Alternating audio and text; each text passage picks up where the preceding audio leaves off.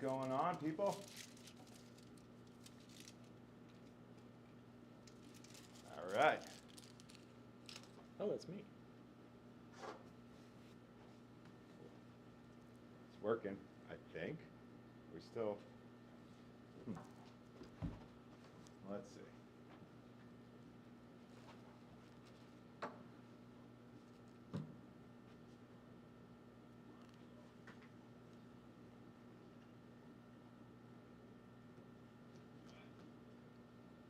Oh, there's a delay. Oh yeah, there always is.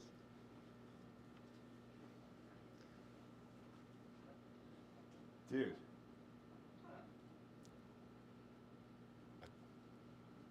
We're on TV. Well, Is it working? uh, It's not good. This is technology.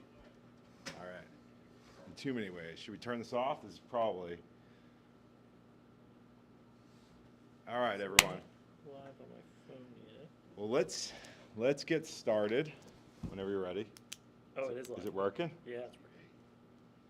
So welcome to what will be the worst live stream show you've ever seen. Live in the lab. Oh God. You know, I think they like the echo. I just want you guys to know, it's not because I didn't try. I just have no idea what I'm doing. At least when it comes to this stuff. That's what it's right. And that's even more distracting. So Oh, can we make the we could do that. Then we have to unplug that. But welcome, guys, and we hope this gets better. I can't imagine the start could be worse, right? So we got to look at the camera. It's over there. And we're really excited to be here doing this because me and JT basically do this without other people around, just hanging out and nerding out. We figured maybe there's other people who enjoy talking about worms and compost bins and why they do what they do. I don't know, JT? Yeah, we have fun with it, and it's just really weird when we're demonstrating to an audience of no one, so having people to listen would be good. Or bad. And having questions is good for us because then we know what to think about. Yeah. Please ask questions because otherwise we'll just ramble. But anyways, we were talking last week, and what kind of started this off is understanding, basically I've had worm bins do really well, really poorly. I see worms in different environments, and I don't always feel like I understand why. And so I want to start digging in and figuring out, basically worm ecology. Why do worms show up in some places? And actually a couple weeks ago, I was like, my worm bin's not doing good. And I couldn't figure it out. I'd been feeding well, and it had kind of a smell to it. And JT was like, is it acidic? Asked me that, and suggested throwing some lime on. And I can smell the difference, literally. It's out back. We're going to bring you that in a bit. And so I just wanted to understand more about worms. And I realized, despite the fact that I've been trying to worm farm for 20 years now, successfully and not successfully, I had a lot to learn, and I still do. So I just want to show you guys. I want to give you a quick breakdown, basically, on what type of worms, as a gardener, as a plant grower, what you might expect to see. And now our camera guy is coming soon, so I apologize if I have trouble seeing stuff, but I got to switch slides. And let me get right there. So basically, this was really interesting to learn about what scientific research and classifications there are. And jump in, please. JT's the brains, right? I just ramble, so let's try to get him. So there's 3 categories of worms. I don't know if you want to tell them about it or. I don't know the 3 categories of worms. Okay, well then. I just know All right. The really big ones that crawl around on the lawn that my possums like to eat. Okay, cool. I know that there's nematodes that you can't really see unless you use a microscope. There are definitely nematodes. And I know about red wigglers that you use for and night crawlers that you use for fishing and stuff, and we use for compost.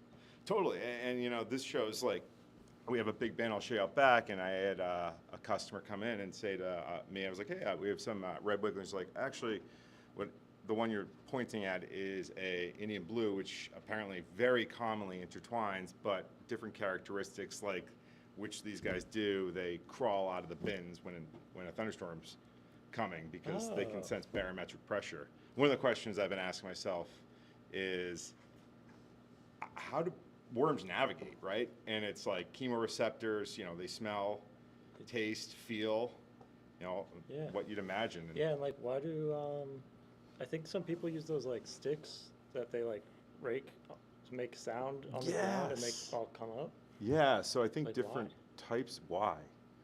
Yeah. I know, yeah. So let's dig in a little bit. I'll give you, you know, the basics. So let me just quickly, sorry, I got to do this from my computer.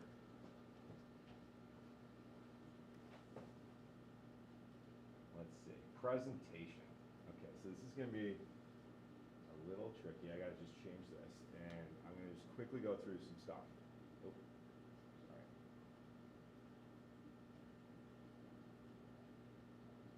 I got to change the camera quickly.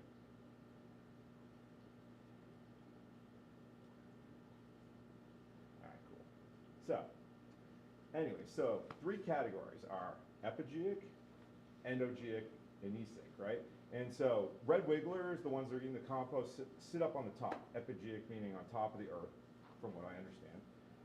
Endogic worms, and I'll go through which types you'd see typically around here, are creating horizontal paths from the surface to the mid topsoil layers. And then the anthics, like the night crawlers, they're getting down deep. They grab their food from the surface and actually bring it down. So you can imagine these guys all have different roles in the ecosystem that can be pretty critical. All right. And so let's start, you know, with the common epigeics are going to be red wigglers, European night crawlers. This is in New England where we are, pretty much North America, you know, and temperate, you know, where you have winters. So those Indian blues that I was mentioning, those don't survive winters in New England, so you don't find them around or, you know, outside. So then you have some red earthworms, and by the way, some of these, you know, they will transition but have preferences to the ecology they want to live in, you know, and what they want to eat, you know. So the compost is sitting on the surface, but you know, when times are tough, maybe they'll start moving deeper and making more horizontal pathways, like the red earthworms, and the gray worms and the blue-gray worms that we get. And then the ones that go real deep, like, are the anthic and ecic, and what was, you had a question earlier about those, so that's a basic summary of those. All right. Oh, I think my question was about eating them. Oh, we'll talk. Yeah, let me go. Yeah, you hit a great question. So just to quickly show you guys, because what we're thinking is we're going to try to find worms throughout the warehouse. We've brought some in from outside. I've purchased all types of worms over the years. It's been a few years since I buy new red wigglers in or anything like that. But some, you know, so I want to go through where I know there are worms, where I put worms, and see what we can find at the end. So red wigglers, you know, the common composting worm you buy, long worm, they're about 3 to 4 inches red. They have that thick band, which is called The clitellum. Clitellum. I was gonna mess that up real bad. That's not one you want to mess up. Okay, so one of the ways to tell the blues from these guys is that the blues don't really have that thick clitellum, that yellow band. And also, it's funny, I didn't realize this, but I was accidentally identifying the two apart, and I would see red wigglers, or I'd see these worms in my bins, and they'd be red with yellow tails, and I thought, like the guy over here on the right of the screen, and I thought those were sick because they were slower moving too. And actually, it's the way, that's what I was basically doing, is identifying red wigglers from the Indian blues, because Indian blues are thinner, faster moving, and don't have that yellow tail ever. So that's a big you know, difference between the two. I think you can tell you got a red wiggler is a yellow tail and that thick patella. We'll go find some and try to do it in actuality. All right, then you have oh, that should be the last one. I want to go over that last. All right, night crawlers. Those are the deep guys. So those are huge. They go deep in the ground. You tend to see them when it rains, right? Yep. Or in like your manure pile. Yep. Gray worms. You know, it's interesting. The gray and the gray-blue worms both are in the mid, you know, horizontal. I guess that makes sense, you know. kind of a little bit of a camouflage. The deeper you go, typically, the more sensitive things are. Oh, there he is. What's up, Nick? What's up, bud? How you doing? We're live. Oh, But nice. just going over some worm stuff, and then I'm gonna show you up to speed. But all right, so then there's some let's see, red earthworms, and those guys, and Giic as well. So there's red wigglers and red earthworms. Yes, right. And there's also European night crawlers, and the European. Oh, I'm sorry. The European. Let's show you. Yeah, the European night crawler. It's very different than the night crawler that we get that goes deep in the soil. It's actually a little closer related. All right. So yeah, let's go back. So you can see the European night crawler is very closely related actually to the red wiggler, right? Same, what's wrong with that, genus. And the night crawler is deeply, different from that. Although, one interesting thing is like worms, not necessarily only earthworms, but like the relationship, two things will look almost identical, and they're more distantly related than a human is to a starfish. So it's really interesting. They're, just to put in perspective, right, like our class is Chordata, right? Like in our, no, our class is Mammalia, and then our phylum. And it's so basically like above phylum is Chordata, right? Yep. And they belong to 11 worms category, stretch across 11, just to think about it. That's like a category above mammals. All right, so yeah, let's get, I thought today what we could do is kind of look around the warehouse, see what we can find. And I want to try to find a few things: red wigglers, European night crawlers, Indian blues, and cocoons. And let's see what else we can find, but let's get going, I guess. Yeah.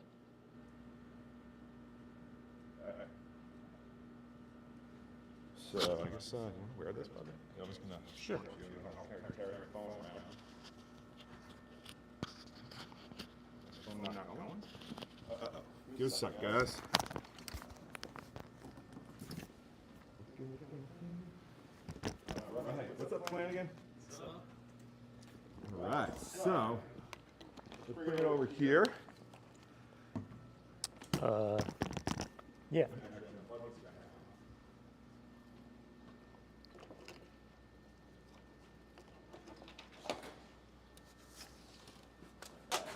I tested this earlier, so with the microscope, but just plug that in later, it won't be a problem.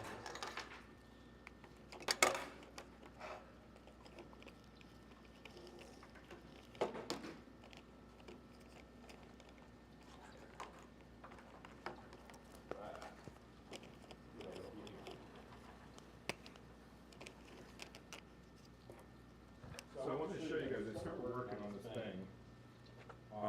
Is that what works? Flanny, you ever run anything like this? All right, let me show you quick. Ready? So this is how you can choose select your screens. So the way I've labeled is self. The phone goes to that guy. If you want to just keep an eye on comments, just make sure we're getting a good shot. That'd be awesome. Sure. All right. So and also the sound. Oh yeah. Which one's the microphone? Sweet. So I want to show you guys. I got these. Turn the light on this too. That's on. The other day I started up an experiment where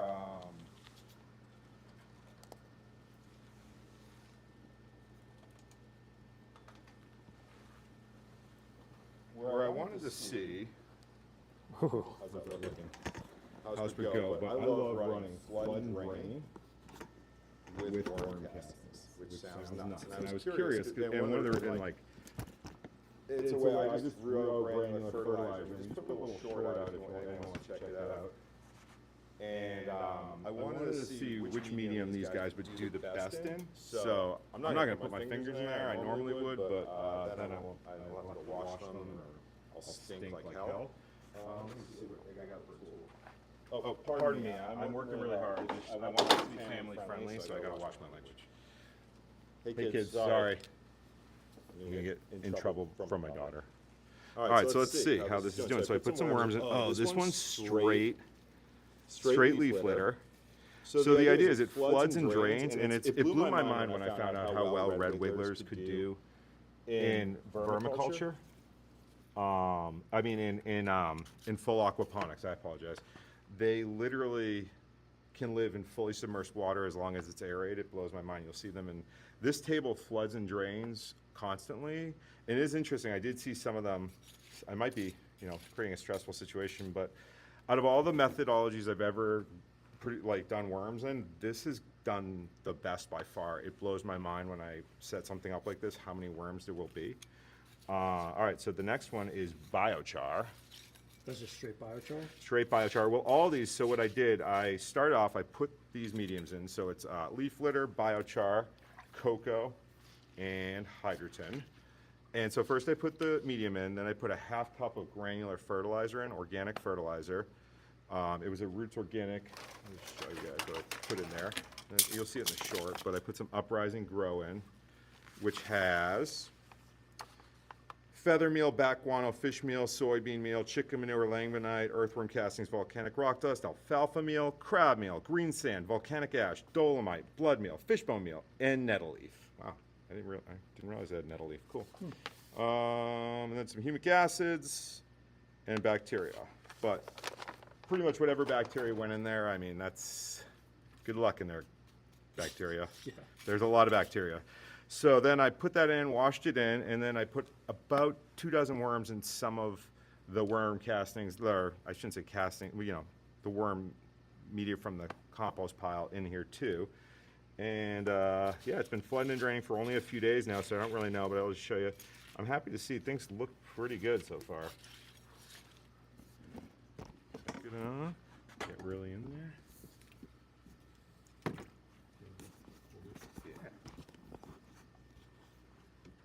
Whoa, it's getting 70s video effects here. Sick. Woo. Why is it turning like that? Yeah. All right, let's see the cocoa. So it's interesting. Where are they? Please don't be dead. I'm sorry, worms. Are they all the way at the bottom? Oh, ooh, they were. Maybe they're just harder to see. I mean, why am I not? I gotta put my hands in here. I can't help it. I mean, so sometimes. Let's see, what type is this, do we think? So how do you tell the difference between the blue one and the... So there's like a thick band. It can be tougher to tell when they're little. I've noticed, that's what I was reading about too. But there should be a blue band and a yellow tail. These honestly, see how these, one of the things that I also saw was that the ones that stretch out when they move are the Indian blues. That guy doesn't seem doing great. All right. Let's see. Let's see how the hydrogen's doing. That's a dead worm, which is interesting. You don't see that very often, so that's not good. Is that a dead worm? Or is that just the stem? No, that's not a dead worm. That's leaf matter. It smells terrible, so that's good. All right. Oh yeah, see that big fat clitellum there and the yellow tail? I don't know if that's getting in there. Can you see that? So you got that yellow tail and a thick clitellum, and that is a red wiggler there. So I think it's pretty cool. Sorry, I didn't mean to throw you down so hard, bud. And I'm also sorry, I probably like the hydrogen might not feel great for them, so maybe I'll stop messing with these guys. Sorry about that. Everyone all right? Oh, cool. Okay, cool. Check this out. Yes. I think. Yeah. So I got one of each, I think. Tell me what you guys think. Is that a red wiggler right there? And this is an Indian blue right there. Same container. That's cool. You can see how this one's stretching out? You said one of them moves slower than the other? Yeah. Look at that. Should we save these two? That. Oh, cool. There's some comments. All right. Woo. All right. And if anyone has any other questions, definitely let us know. I'll put these bad boys back. So those are two things on our list. Done. Cocoons. All right, let's keep going. So I wish I haven't top dressed over here in a long time, but you might see there are. I should figure out how to tripod move more. In these big old passion fruit we've got. I don't know if that's not getting it, huh? I should have just taken it from off. Is that in there? So there used to be, what I do in big containers, I'll put a ton of top dress down. It's actually bone dry right now. We need to water this guy, but I'll put top dress down right there and water in, and it'll be amazing. And then I'll cover it again with top dress, and when I uncover it, there'll just be massive amounts of worms in there. So, all right, let's take it back. There's some wild camera angles here. Woo! All right. See how many people we can make throw up. Yeah, who feels dizzy? Just watch the tripod, it'll be fine. All right, so yeah, let's wheel it out back. Does anyone want to follow me with that? Let's go dig up some worms in the worm bin. Another thing I did was I threw some in the media up here. Again, this is an aquaponics system. We made a cool video about it. If anyone, feel free to check out.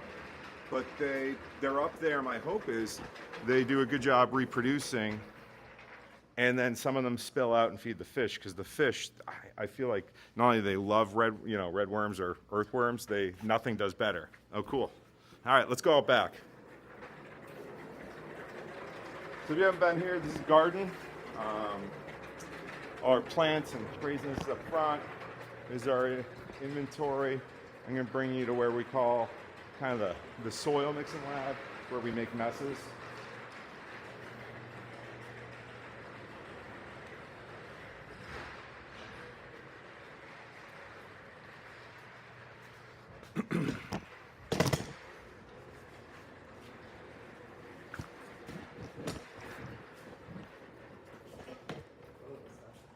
What's what thing? Oh, wait, this? That plant? Yeah. We were given this. It's crazy. It's like this onion, but I guess it's like a succulent, I think. I'm not sure. Someone gave us it, and I can't turn it on. I'm crazy. All right, let's see. Maybe we do. So let's pop this open. This is a worm bin, and this is kind of what's stimulating, because I don't feel like this is cooking like we want it to be. I can show you something.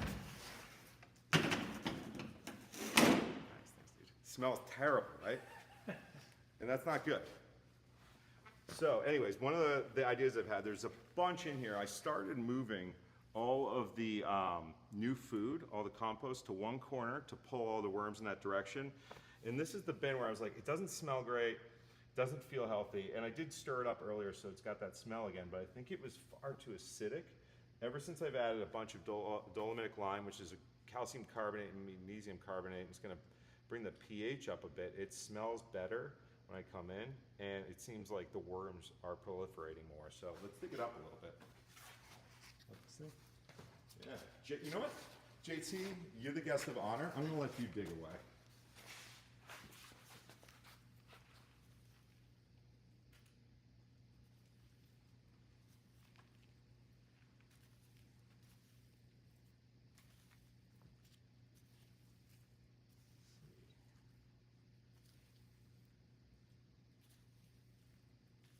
Not too many at the surface. Oh, here's something.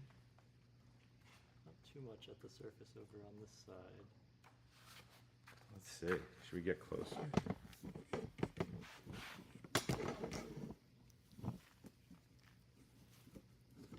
Oh, here's a pile of them. Whoa.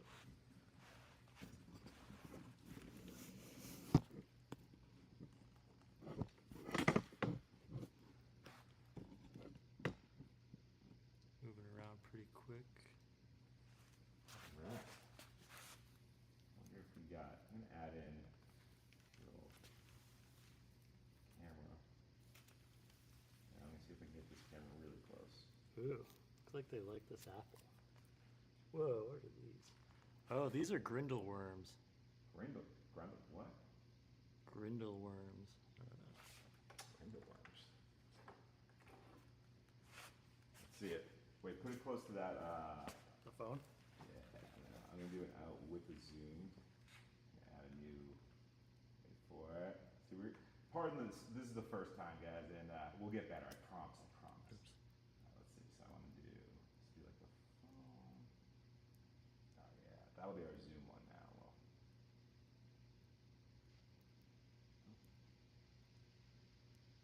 Look at that. Oh. Sick. See the little white ones wiggling around there? Pretty sure those are the grindle worms. There's two species that are similar, but they're different in size, I think. But people, Worms. And what are they? Earthworms? What are they? Tell me about them. Tell me everything, JT. I don't know if they're considered earthworms or not, but people use them to, well, they'll grow them to feed to their like baby fish when they're breeding fish, Yeah. and they do pretty well in like moist environments, and usually people feed them like Cheerios and stuff. Really? Yeah. So they're killing. How big do they get? And what's their life cycle? Do you know? This is as big as they get. No kidding. And I don't know much about their life cycle. They have like little eggs that grow up into these worms, That's sick. but they reproduce pretty quickly, and they do well in like pretty moist environments. So should we get a cup to put them in and look at them under a microscope or anything? Yeah. All right, I'll be back. Oh, I got one in my pocket. Yes. Flynn, if you want, if you're more than welcome to manage this stuff, or I don't know too much about your setup just yet, so I think I fixed an audio issue a little earlier on where it's duplicating. I think you're good now. it's really nice when you have Yeah, people who know. at least one pair of clean hands. And yes. It's really hard to do. Like I was struggling all day because I was like trying to put something down where I wanted to do a presentation, want to dig in the dirt, and I'm like, I'm probably gonna be doing this part too. So it's we're figuring it out, and you know, we'll get there. Yeah. Grindle worm. Those are perfect. I mean, those would look like great food for a lot of fish. Yeah, this is what I was feeding my baby axolotls for a long time. They Nice. love them. That's super. So if you have the notebook, this is test tube number 4. And which one is that? What's it called? Let's say grindle worms, Grindle worms. or I guess it's compost. Worms. Cool. Ugh. A little smudgy here. A little smudgy. Yeah. Cool. What else we got? Oh, is the. Oh, let's turn that one off. Oh, I think the good microphone, which was working well, it should be working. What do you mean, Bill? The one that I'm wearing? Why would it? It says will unmute.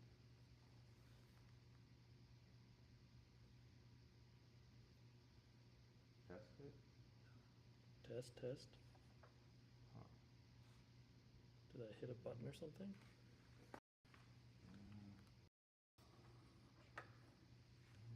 Is there an unmute on this? You have to replay. It sounds like that mic is working better.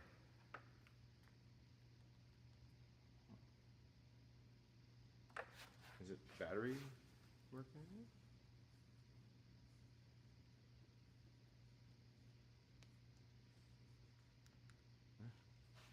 Technology.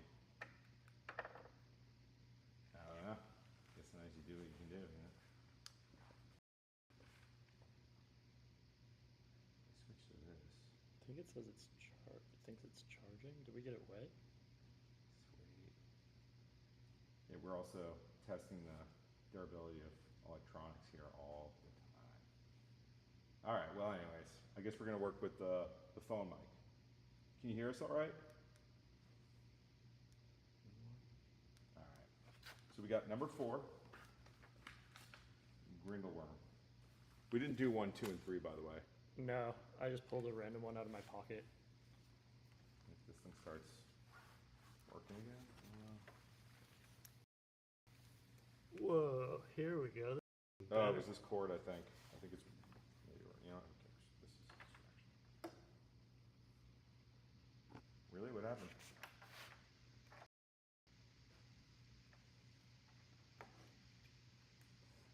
This should be the whole stream.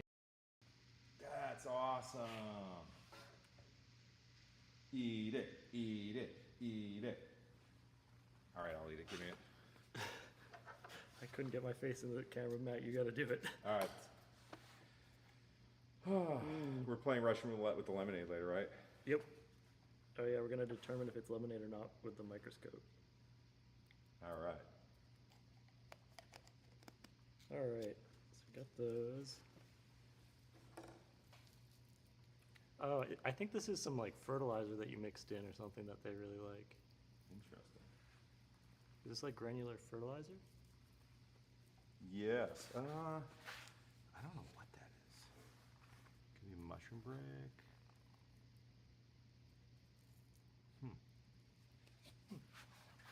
This might be helpful.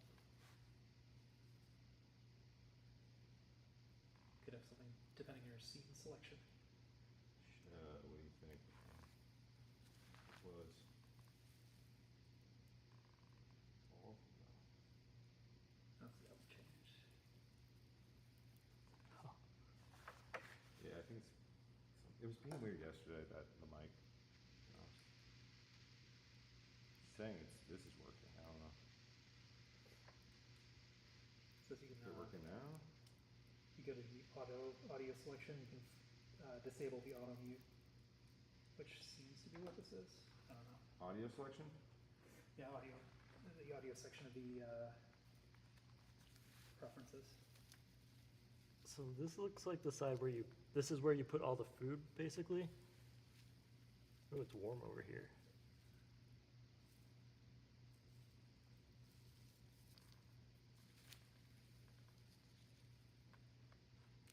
Mostly these little white ones. Yeah. But here's one. Wiggler, maybe?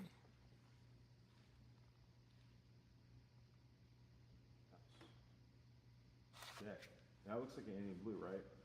I think so. It does have the little clitorum. Yep.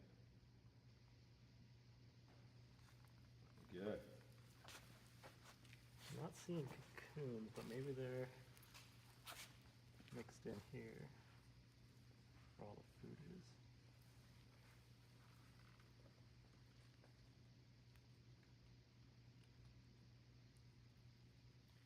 Nice. Check this, you want me to show you where I've been finding some, feel free to mess with this if you want, Plain.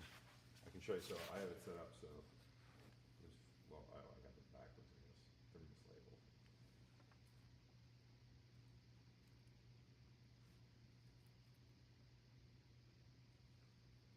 Whoa, look at this one.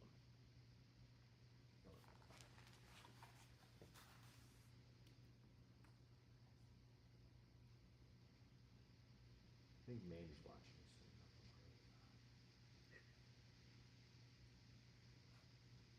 All right. That's kind of nice. Okay. That's supposed to be. Wow. That kind of. You can switch, choose that to which camera it is. They're all kind of the same things. Sick. A thick I hear one clitorum. about the stuff that doesn't affect it. On a yellow tail, so this one's a red wiggler. Yep, yep. Oh, it was on preview mode that whole time, I think. That's what was going on. I'm so sorry if people, I don't know what that was showing that whole time. Hopefully, sorry guys, so sometimes I'm new to this software and we were in preview mode, so that's why we're having issues. That whole, Damn, that explains it, man. God knows what everyone saw. Hence the will mute and will unmute. Yeah. Curious to know. All right. I'm curious to see what's been recorded so far.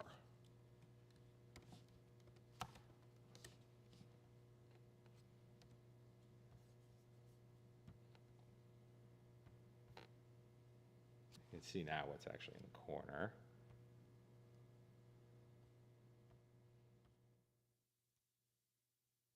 Okay, Luckily, it was a pretty good footage the whole time, so it was on that. That's good. Yeah. Okay, cool. Hilarious. All right, sorry about that, everyone. Well, now we're kind of knowing what we're doing, I guess, because I went to put it on preview mode, it already was. So,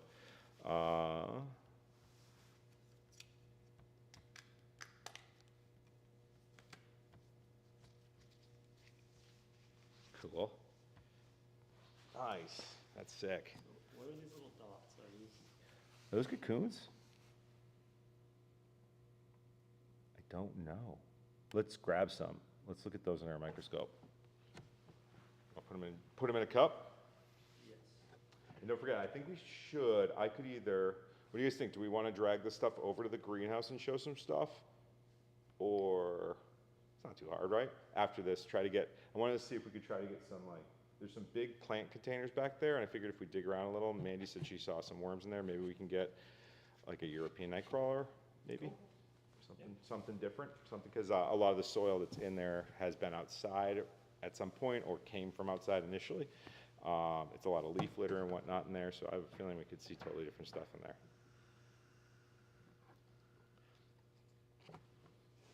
All right, let me dig around. Let me see what I can find too. 3 is those little dots. Cool. Now it smells amazing. I'm getting in here. Mm-hmm. You could also move this bin because it's on this.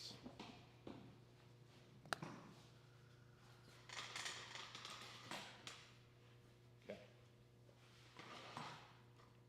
I'll try to get. Okay. Let's see what we can find. Where'd you dig around, bud? Where have I missed? So one thing, I this is dug where we around put over food. there. Okay, so this is where, over this side's where most of the food is. Let's see. You can see the little chunks of dolomitic lime. And it's a lot wetter down here. Yeah.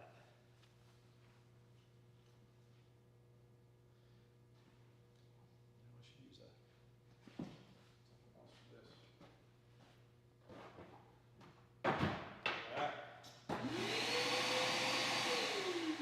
That was an accident. Bring in the big boy. Smells awful, which isn't good.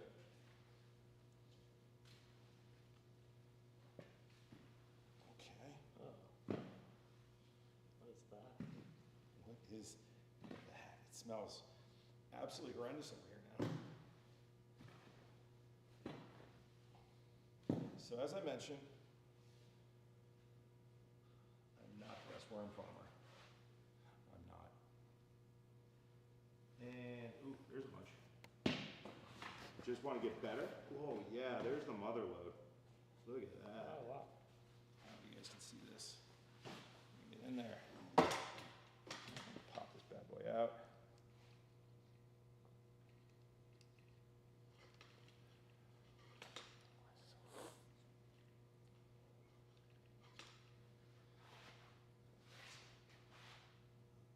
They're already hiding, but let's see if I can, that's probably everyone's gonna throw up now.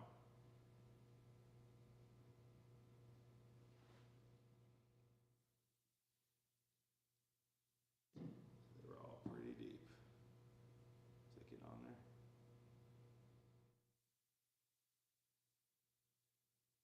It's interesting. I didn't expect that.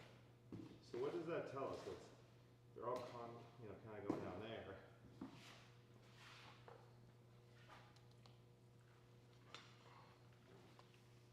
That's the mother load. Really loves these cool effects, huh? I would pick it up, but it smells horrendous. I'll use this guy. Look at those worms. All right, so we got some samples. Stir it up a bit. So they're deep.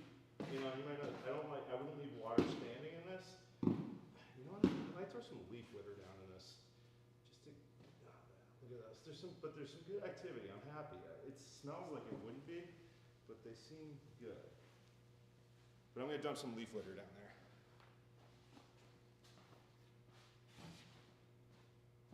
Yeah, that's not a great smell.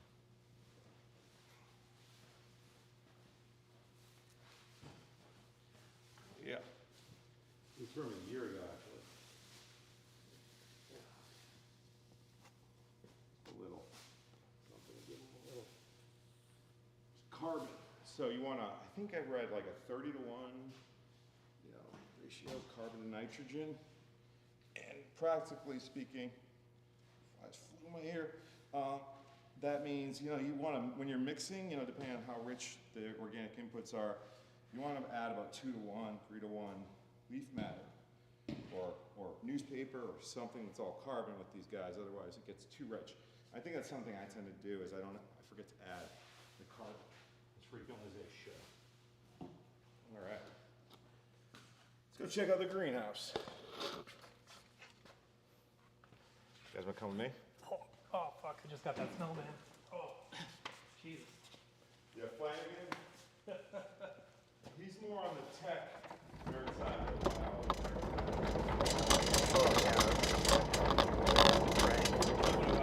Shift that audio real quick. Oh, yeah. Thanks for alpha, bud.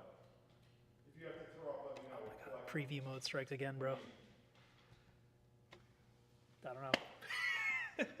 Good luck. You all right?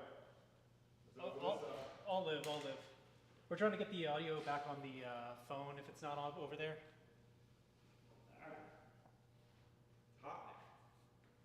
Will unmute. Oh, Yeah. Oh, How do you get it off preview the mode. preview mode again? You have to hit, it was on preview mode again? yeah, what's the thing that you to like publish? Yeah.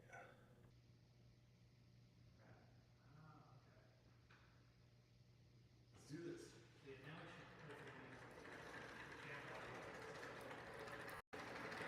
So it's working? Oh, wait, now the wireless mic's working again. Sweet. As long as both of them aren't. Gonna put this guy on. There you go. That's the optimal solution. All right. All right, let's get in here. Let's see. So I'm hoping, how's that camera looking? There's some stuff under these pots that we can collect. JT, you wanna come in here with me? Let's see. You okay? Yeah, everything's okay. Everything's just A-okay. The camera did not hit the ground. Cool, cool, good, good. How's that camera angle looking? Greenhouse looks great. Oh, nice. All right, maybe I should, let's see if we can find some worms digging in here. Okay. So I'm gonna get in here. Feel free to just destroy plants, JT. Just kidding. Okay. Mandy did just replant this, so I'm probably not, oh, this is where I'm gonna look. Ready? So this container right here doesn't have anything growing in it yet. So I bet. Oh, there's spiders running around here. Okay, yeah, I need the camera. Check this out. Jackpot. Let's see. Is that an okay camera angle? I don't know if you can see this. This is where we're going to find some unique worms. This is Wiggler. Let's get deeper. How's it looking, Flan? Mr. Flanagan. Also smells amazing down here. The best part is you can't get the smell off. Yeah. It's my favorite. I'm seeing just what seems to be just red worms. I'm not seeing like night crawlers or grays or anything. And I definitely feel like I have in the past.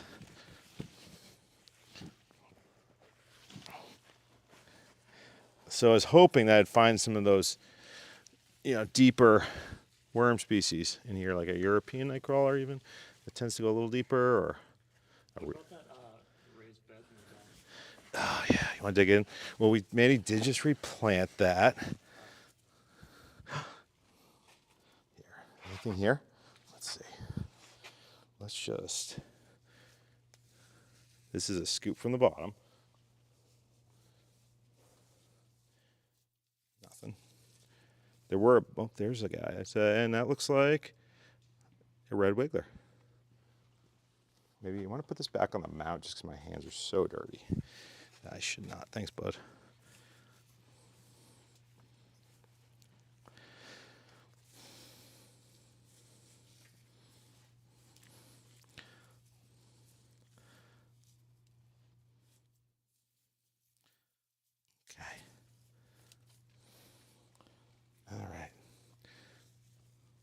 Yeah. I don't think I'm seeing any of the ones I was hoping to find. Let me dig a little more.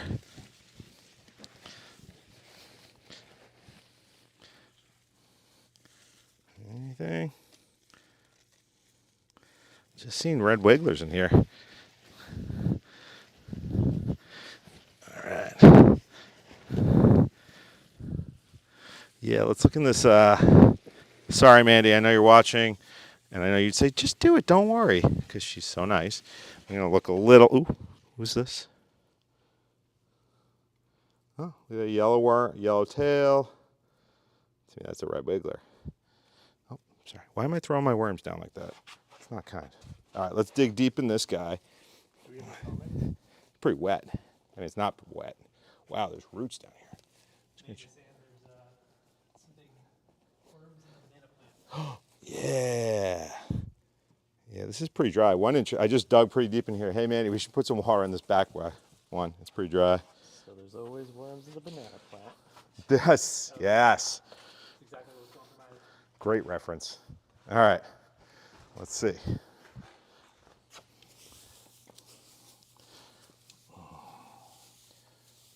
Where were they? It's pretty dry now. Oh, yeah. And this is interesting. Oh, wow. They're all. Oh, there's a little isopod. Oh, yeah. Look how they're all clinging there. And sometimes people are afraid of worms in containers because they think it's going to kill the plants by eating all the roots. But it's not how it works. They're actually eating roots that have already died. Like they're not pathogenic. So if there's worms all over your root system, when you pull your plant out, it's like a cause-effect thing, and this plant had struggled for a bit, so my hunch is these guys are just cleaning up dead organic matter from when it was struggling. I put it in the back of my pickup truck to drive it here from my home on the highway at 8 miles per hour, and it did not like it.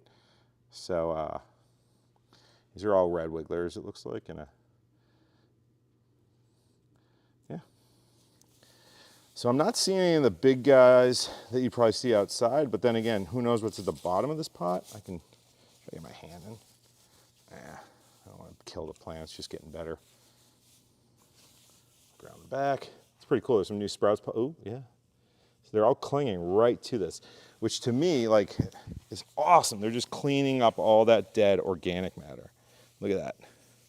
And look how clean it looks now. Right? They're cleaning it, it's scarring around it. I bet you that was all dead. They're not ripping into new plant matter. You're not seeing like holes in healthy tissue of the plant.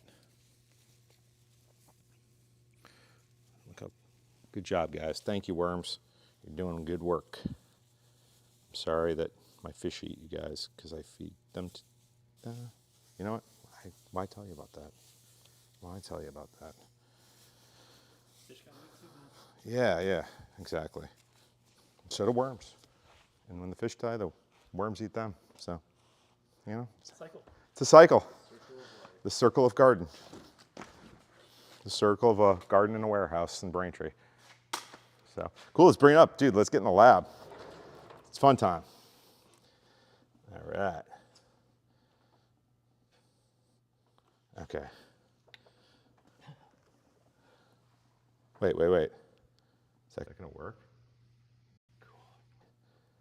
Yes. Third cap. Yes. How do I do something cool?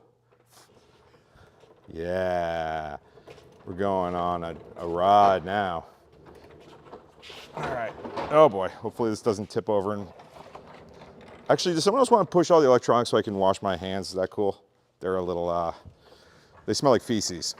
I don't believe it was in the water. I'm gonna go in the bathroom and lick them clean.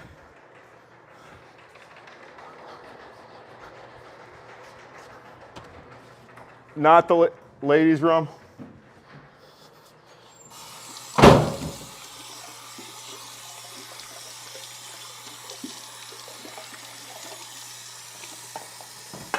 They think I'm washing my hands.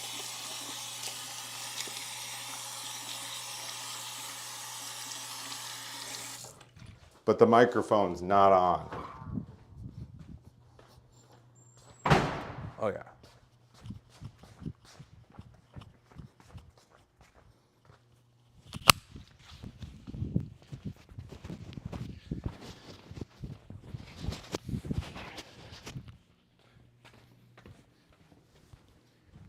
right. I think the microphone was on. Is the microphone on? Yep. I was in the bathroom and I was joking around. I was like, I think they think I'm washing my hands. Let's get back set up here.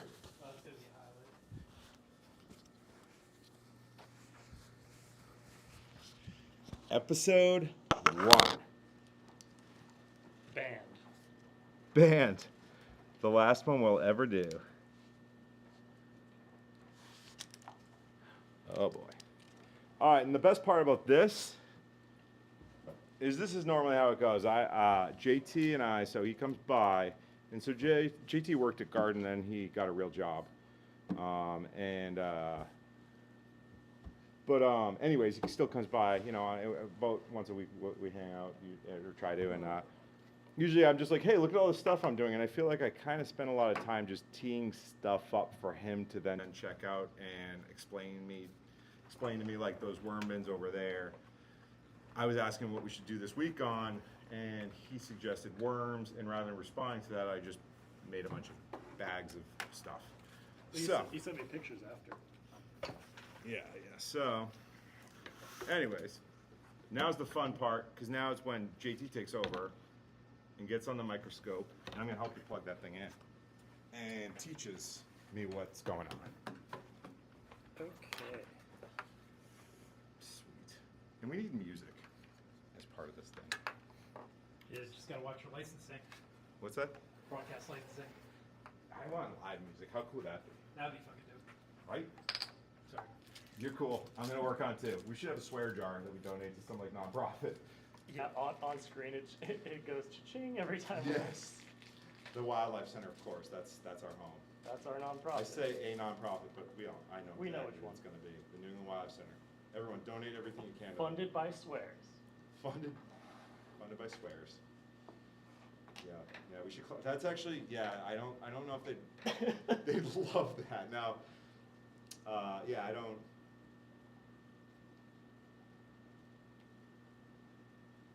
I don't know if the folks at the Wildlife Center would appreciate that we're giving them money based on how often we swear it on television.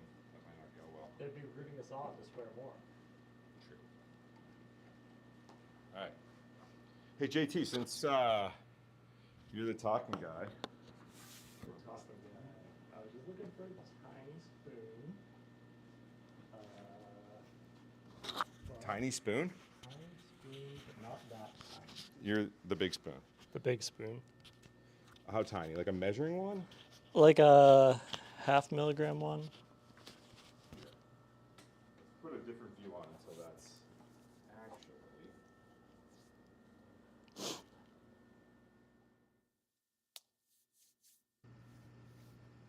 Oh.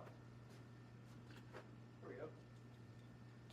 His lab, we've rearranged things. Doesn't appreciate it. Tiny spoon. Does not appreciate it. All right, so let's get back to the microscope, which there's a slide I found that looked pretty, and put that on, and that's my extent of.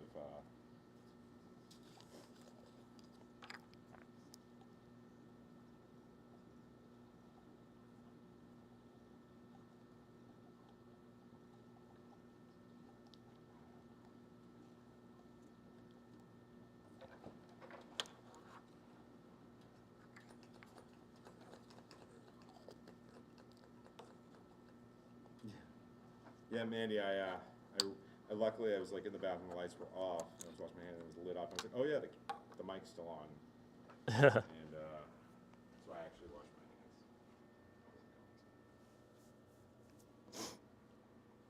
Why is the microscope?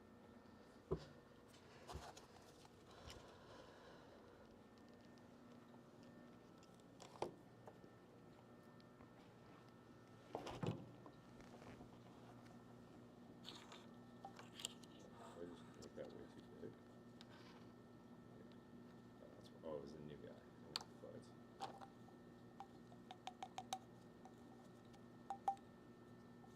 And yeah. Is that a cool shot? What do you guys think? Right, like should I put us next to each other, or maybe I was gonna sit over there.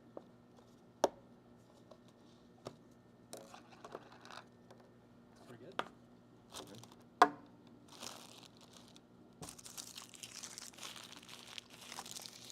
Is this ASMR? What's that? Is this ASMR? What's that? Oh, yes, 100%. Are both the remote mics going for this guy? I don't know. I want you to take over if you want. I'd love for you to. Really, it'd be my honor.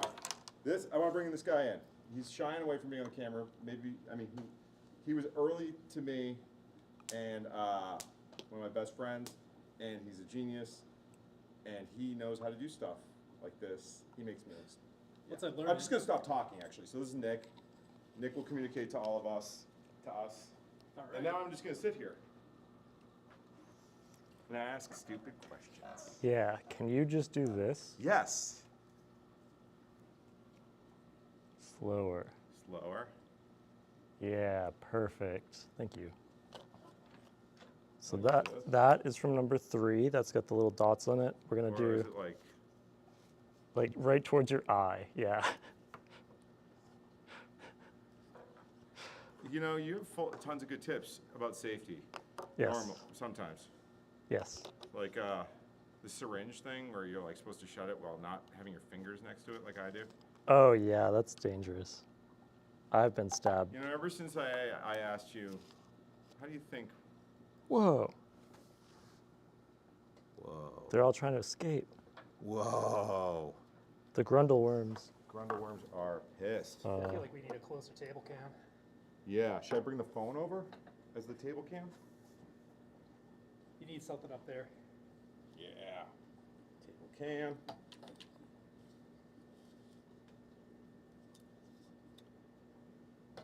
Let's see.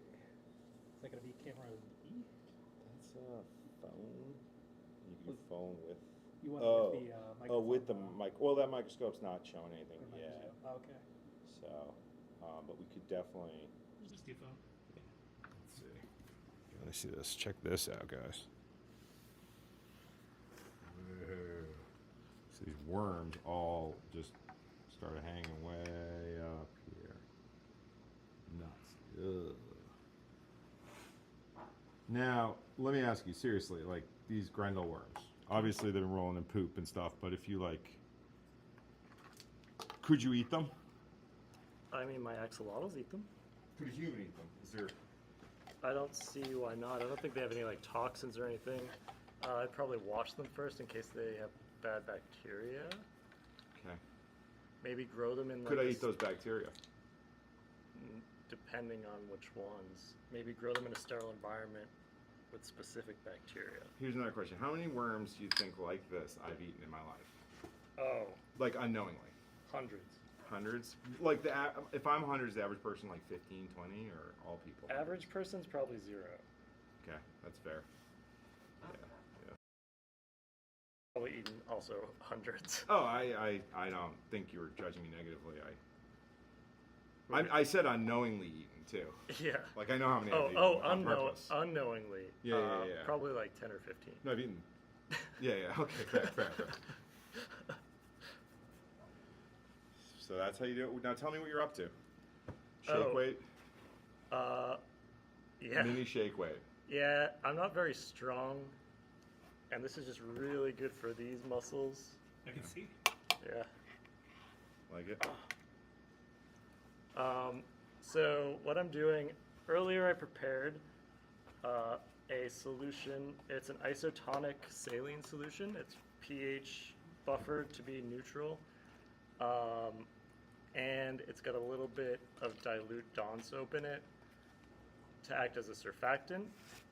And the isotonic is to make sure that we don't like rupture any of these little like microscopic organisms if it's too saturated with other salts. Isotonic? Isotonic. Tell me more. I don't know what an isotonic is. So yeah, you could. Is that like cool shoe, like a cool shoe that gives support for someone with a flat foot? I think that's. What's the isotonic?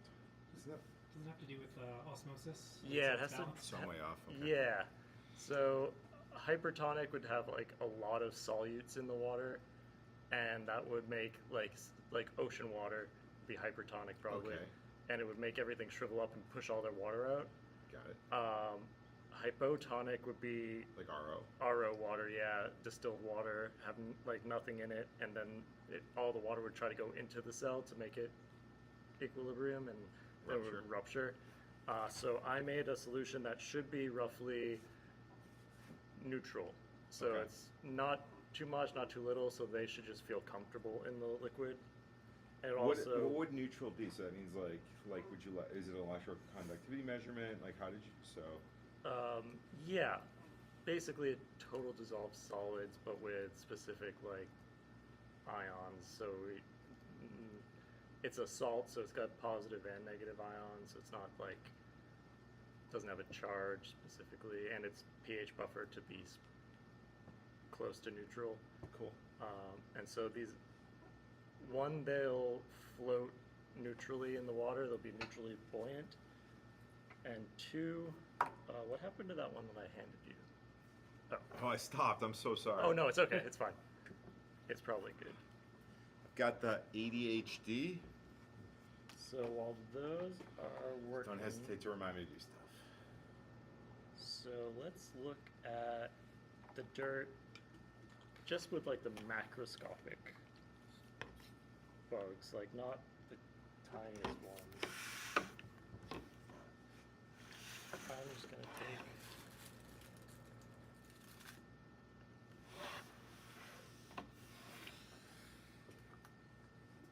that.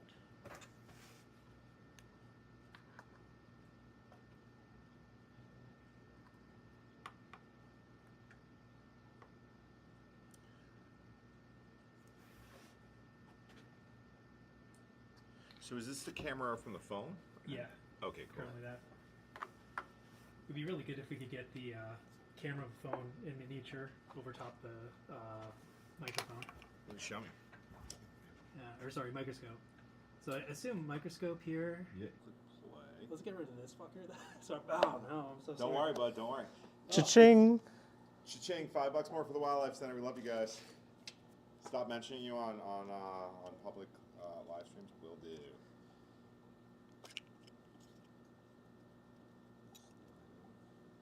Okay, so which one do you want to get rid of? Just the laptop cam. The laptop It's a little cam. This too guy. intense. Totally. Just Feel click like I'm that at a X. Yeah, you can do There that. you go. And so if you want to add a new one, Can you just drag them in? oh, there's something there? missing. It's It's weird. this guy. Watch the go to a window and go to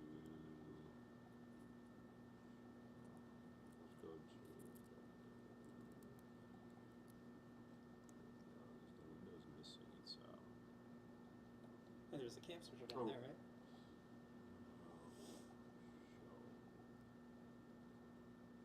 yeah, there should be one like it's right here. I'm sorry, I'm rusty on this whole thing. So you hit that guy, and then you can click that guy, and so that's gonna switch the camera for Camera source. yeah for the background. So we kind of don't really need that guy in the future. But now choose. You want that one to be this guy? Or Yeah. Let's see. So I mean, we don't really need both of these. I was just more asking for reference. yeah. So totally. Now you got the live mic going too. Cool. Is it that one or this one? I can't figure it out.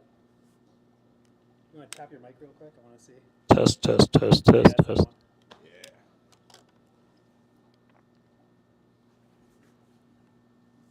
Okay. I'm gonna. All right. So and then Bring this back a little bit.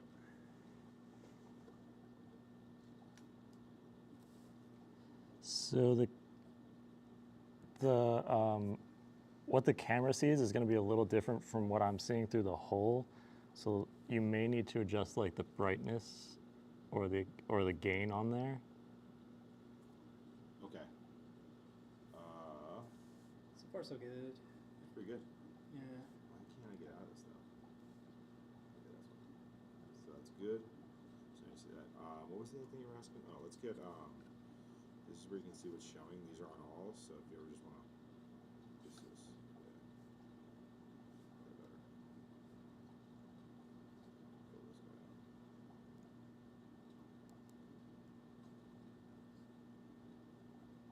Hey, we got a little nematode. Sick. Should we fill the whole screen up, maybe? Make it really big.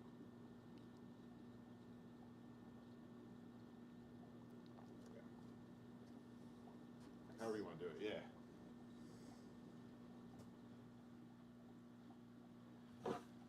Do you see the dancing nematode? You know what the worst part of all this is? I'm literally the only person who can't see it. Nerd. I mean, yeah, we need to get a monitor. Bad. Want to take a peek? Yeah. Cool. Sick. Love it. I made, remember that, what song did I do that? Was it an ABBA song? People on YouTube did not enjoy that short. Which What are one? you talking about? I had a nematode that was just like doing like an S thing, like dancing. Oh, I and love I that did, one. That one was great. Staying Alive. Was Yeah, Staying Alive that I yeah, did to? yeah. And I said there was just that nematodes love disco, and people did not, it did not land. Did they That joke didn't land. dislike I it? watched it over. I saw it the other day and thought it was I hilarious. watched that like on a loop for a few times. Yeah. So apparently, my sense of humor is different than a lot of people's. I thought it was hilarious. Vote in the chat. Do you think that nematodes would like ABBA? Yeah, let's Where's the camera that we're looking at? This do nematodes Cool. like disco. like disco. That was the question. It does look like they're disco dancing. So now these guys, right? Are they? Really? Something needs to eat them. Something eats them. So Predatory we're talking about ones? ecology, right? Like with worms, and one of the things. What did different worms live in different places, eat different things? When looking at samples like this, what do you expect to see in correlation with healthy worms? Healthy worms would probably see, well, so this is just like a little chunk of the dirt that I put in. Once we start looking at the other slides, we'll see a little bit better, but there should be a wide variety of different microbes. So there'll be like protozoa, bacteria, yeast, microinvertebrates, nematodes. So you want to see like a wide biodiversity. How do you think it would shift from like where, like the guys, the deep ones, right? What's your joke? Well, the night crawlers, the the- ones that go real deep in the ground. They're really responsible for like bringing nutrients down and aerating. right. I mean, I guess they come up to the surface though. They come up to the surface to grab stuff, probably because there's food up there, and probably air. But I bet that a lot of it, the microbes that are in there, suffocate once they get deeper down. Interesting. So they can tolerate more anaerobic conditions. What do you guess? That's my guess. I smell experiment. Yeah, Pressure chamber. hypoxia. Okay. Well, we could do that in this thing I with think the we're gonna talk mushrooms. to Elon about getting a worm in outer space, I think they've done that. Space worms. but not. Elon hasn't, Yeah. with a chip in its brain. A worm with a chip in its brain. That's cool. Yeah, we got to give it a brain. Hey, you guys, how many worms, Nick? Yeah.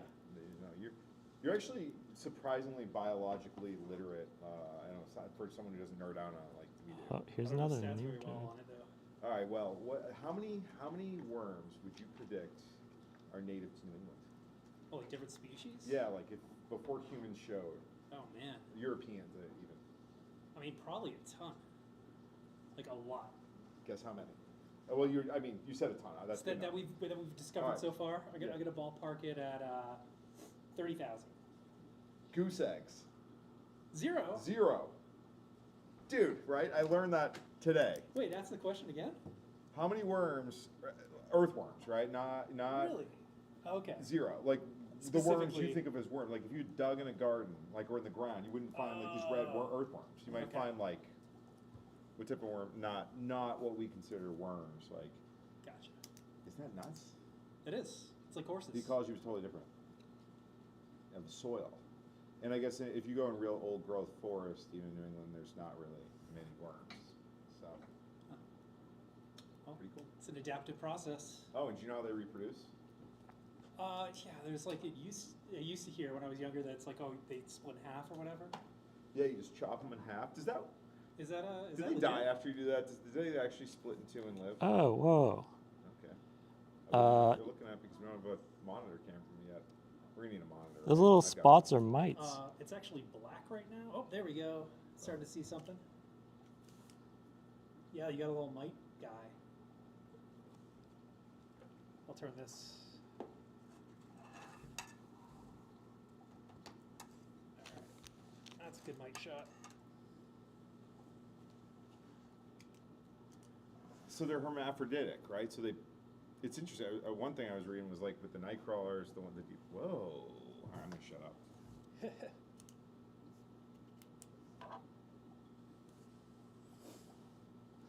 So those little white dots were mites. Tell me more.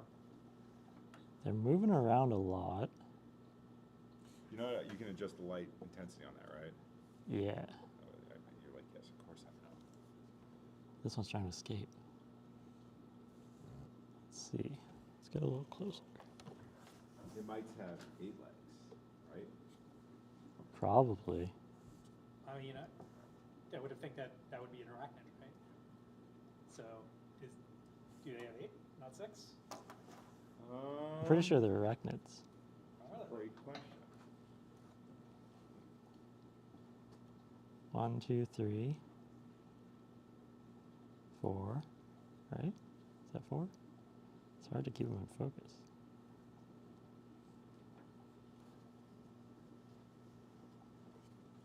Yeah. 1, 2, 3, 4, 5, 6, 7, 8. Wow. That's news to me, man. I had no idea mites were arachnids.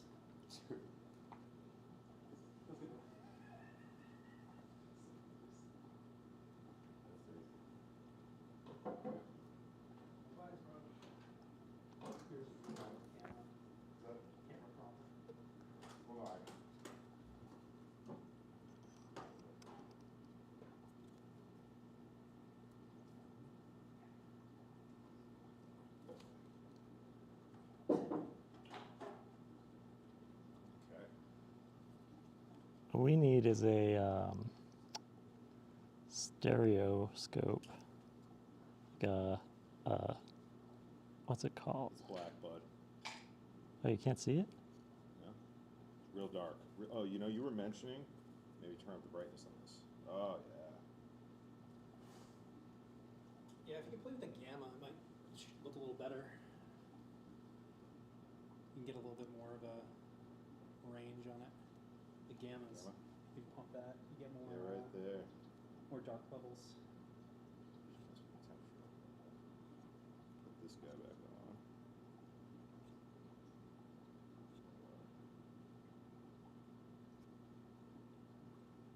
No one wants to see me. They want to see.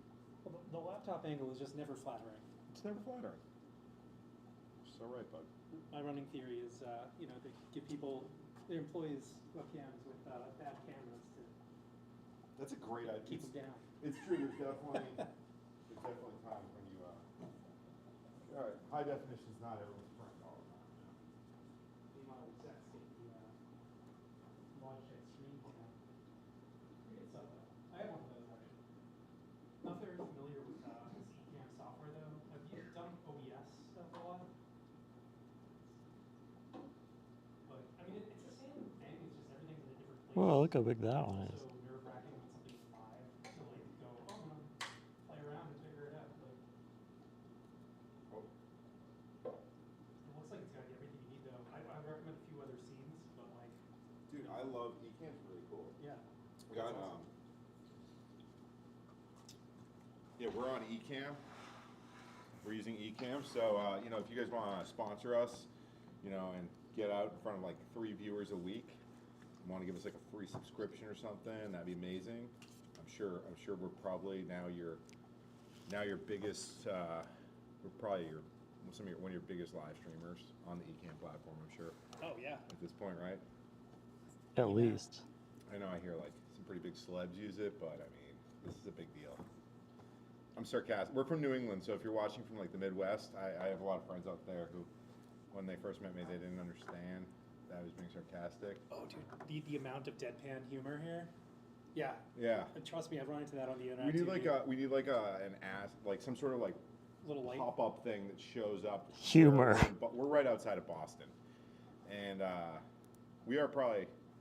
I mean, people in Boston, they have. It's just we're sarcastic, funny, but kind. Like I you know, Yeah. it's not. It's the reputation's more. It's more complicated. Well, it's a deeper. It comes from a deeper place, right? It does. The actions and the itself is not all there is. There's more to it. I will say, when I lived in Colorado and came back here, it was always striking. Like I was like, wow, it took a sec to readjust both ways, you know. But California is refreshing, dude. I go to the Bay Area every once in a while. Yeah. That's nice. It's Yeah. real nice. yeah, it's funny around. I will say, like, people are more cagey around here. That is true. For sure. I remember going to Minnesota, and I thought this person was I went to get a coffee, and I said, "Hey, I'm a tourist. Is there anywhere?" I'm a Scorpio. Tourist. Yeah, Scorpio. I'm a Scorpio. That's what the guy said. And I was like, I'm a tourist. Is there anywhere you recommend I go to? I have today off. Working tomorrow. And he goes, "Oh, you're a tourist? That's amazing. I have so many places I could tell you about going." And he was so nice. I thought he was mocking me. Right? No, Like, that too. And then I was like, at first I was like, this guy's messing with me, and he's making fun of me, isn't he? And then he was really serious. Yeah. Why? Just kind people. It's just friendly. Yeah, open, like strangers being like openly friendly. Yeah. That totally catches me off guard too. But I feel like I got used to it. Once you adapt to it, it's great. I feel like around here it's getting friendlier and friendlier. It is, yeah. I don't know.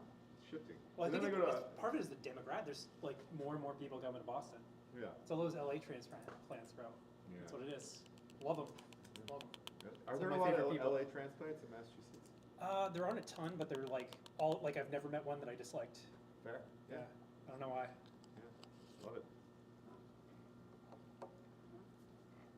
Yeah, it's interesting. I tend to like most people, so. That's true too. I mean, it's tough to Anyone who's not mean. yeah. Except me. JT's the meanest guy I've ever met. Mean human. Mm-hmm. Opossums live tough lives in New England. I actually worked on this job while I was in college, tracking opossums to figure out whether they lived in New England or not. You Yeah. remember that? Do you remember that? You went to UMass with me. Well, yeah. And I'd drive actually. around in this van, looked like the Ghostbusters mobile, and I'd have to figure out basically whether opossums were dependent on human. This woman was doing a PhD on it, and I was just collecting data for her, and would track these possums to figure out whether they depended on human habitat for survival this far north. Food, potentially shelter. Yeah, and basically can they live like in the deep woods, and the ones that weren't really surviving. So where's he going with that? Oh, so long story short, he rehabs possums. Oh, that's great. Yeah. JT. He's the man. I hear they're. But he does it pretty chill. because he can release them back into the cool life of the wild. Yeah. Well, I guess you can't really see it. He's still Got a big old possum tattoo. You can do. what?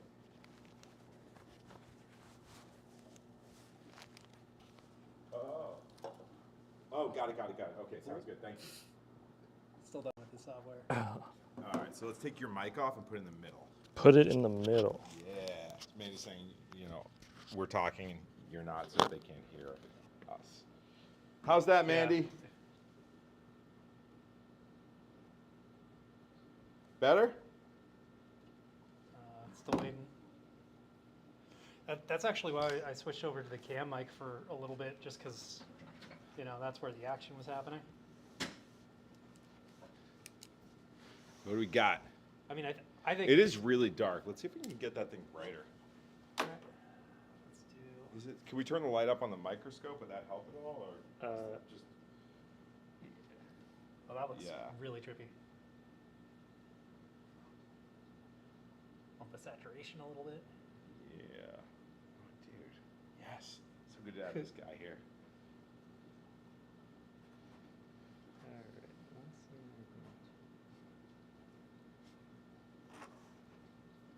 Advanced. Where'd my notepad go? I want to have a notepad so it looks like I'm thinking about stuff, but I just want to doodle. There you are. Sick. I should have written down stuff that I was going to mention earlier, but. What were 1 and 2, JT? 1 and 2 we did not collect. Oh, really? Would you like to collect them from the? Should we? I don't know. I guess we don't need to, but we got enough going on.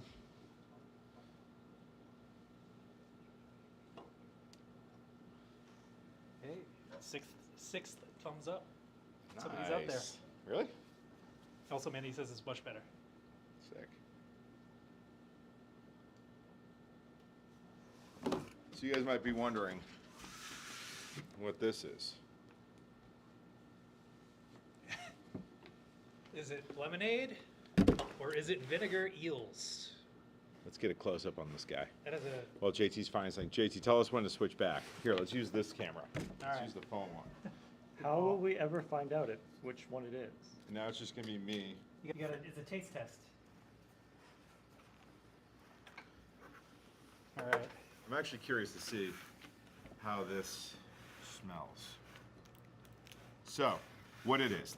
You know what, I'm gonna stop. I didn't mention this. JT, what was the ratio? So, I went into actually, I felt bad. There was a little container over in the corner, and JT picked up, and it said, what did it say on it? Vinegar eel starter. Vinegar eel starter, and I was like, oh my gosh, I forgot I had that. That's from a year ago. Let's see, and it's here, let's move this like this. That way I can kind of see. I keep looking back. I'm supposed to look at the camera, aren't I? All right, I got to work on this stuff. But anyway, so I had this little starter culture, and I was like, oh god, that was from a year ago. There's been sitting in this little jar for a year. It was little vinegar eels, which I bought because I wanted to feed them to my baby discus.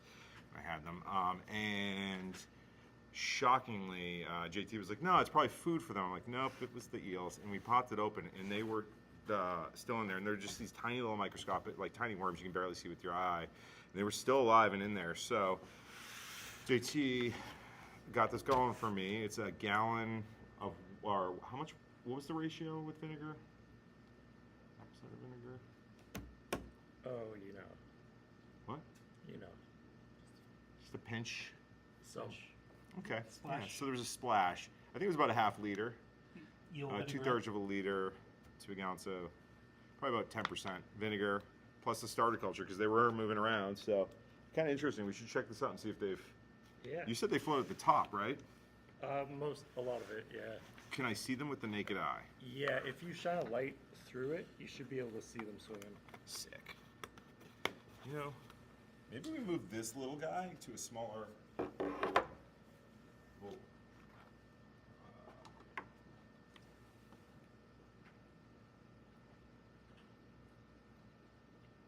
I see something in there. We also put molasses and einkorn flour.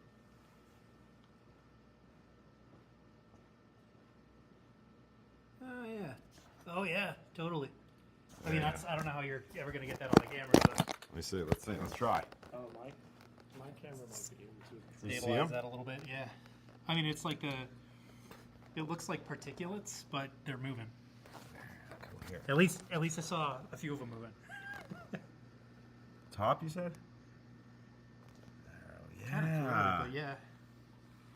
Oh, whoa, they're everywhere. So cool. I think That's eels on there, like right? disco. Do these guys like disco? They're also nematodes. JT, can we look under the microscope, please, please, please, please, please, please? Come on. You know I don't know how to operate the microscope I bought 5 years ago? I kind of do. I don't. Not like him. This dude's the pro. Oh. Take the phone picture. Move the phone around a little bit.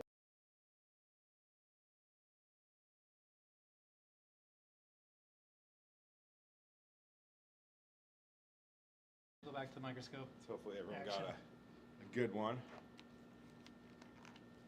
Mandy said it would be good to see you guys on camera more. Yeah. I think everyone, we'll but make that a little bigger. Mandy's my wife, so she probably The feels that ladies way. always say that about you, Matt. Oh. I was waiting for that to happen. Damn. You know, it would be cool to just have a 24/7 microscope live stream. I agree. When you're feeling small, you watch it. And then you dump vinegar on it so you feel big. It's just a confidence boost. All right, we'll give you a. Ooh, Okay. that's bright. Yeah. Yeah. That's not as bright as it goes either. I'll deal with it. All right, cool. I can't see anymore, everyone. Yeah, you just like it wasn't up all the way. It's like insane. I was gonna say we could use this bad boy. Check this shit out.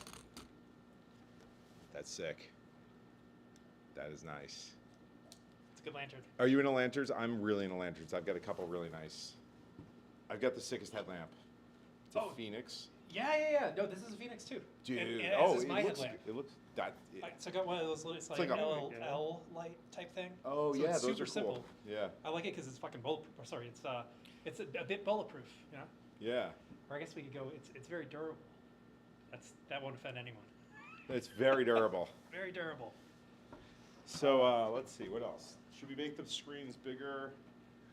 You guys see that? What? No, it's black right now. Yeah, it's totally black. There we The go. camera? Little something maybe. Okay, there we go. There we go. Can you still see it?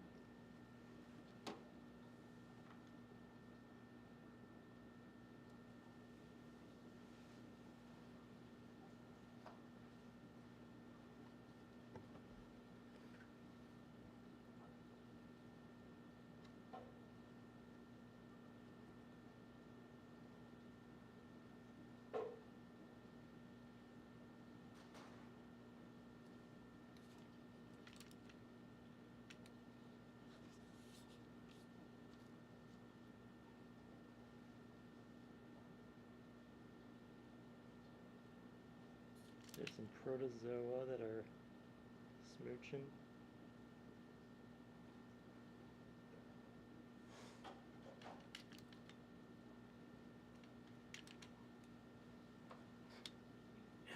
Notice you got a lot of airborne life in here too. Yeah? What? Birds. Well, smaller. Oh. Flies. There you go.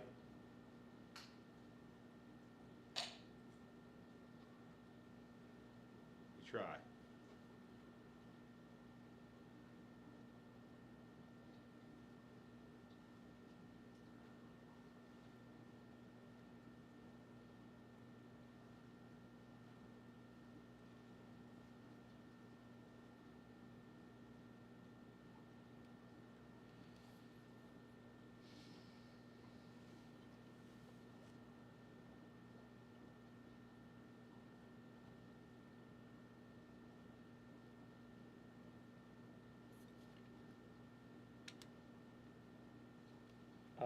What program are you using for the microscope? Nothing. This is just like a straight remote camera. Or is it USB? Yeah. Huh. Well, that's pretty sweet. It's just straight USB. Alright, I just screwed up the camera lens in a bunch of ways, so I'm gonna fix it back.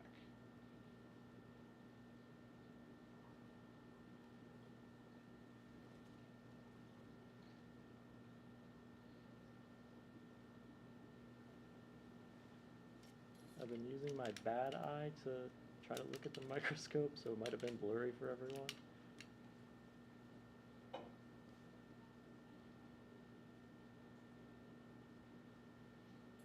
How's that for a...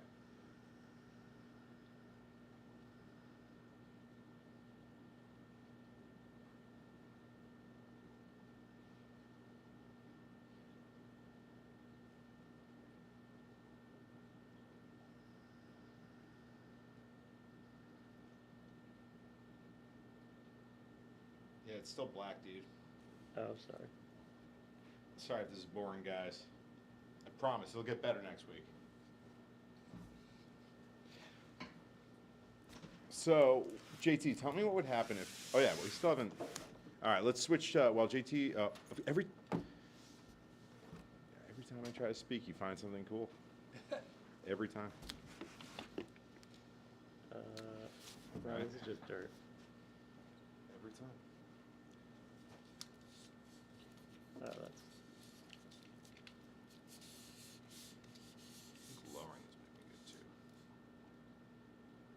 What's that? Getting all the way down. Is that a better angle? What do you think?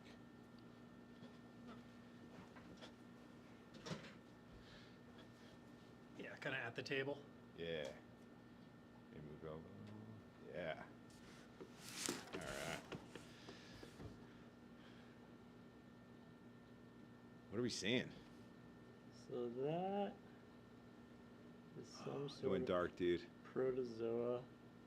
I don't know if you can point at it, but there's that oval thing. It's a pretty uniform oval.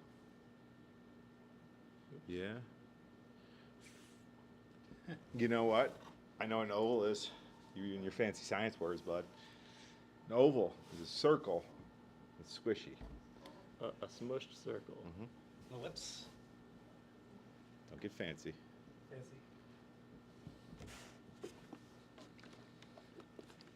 Yeah, if I bet this thing does have like a laser pointer mode where you could like ping the screen, you know? Talk to me. So, right. So, like, let's say you're looking at the microphone, right? Or Yeah. in Microscope. Ugh. So, there, you know, talking about something specific, you should be able to like mouse over it and click to like draw the attention to like this specific object. It's got to be in there somewhere. Love you. Speak my language. Nick, I really hope you're here next week and the week after, and every week, until YouTube bans us. Oh no, Uh-oh.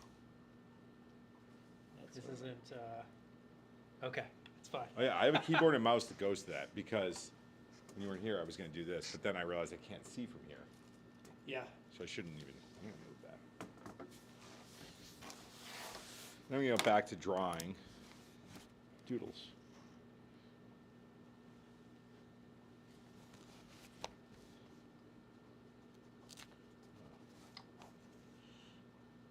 Actually, can I take a little smidge of that and test the pH?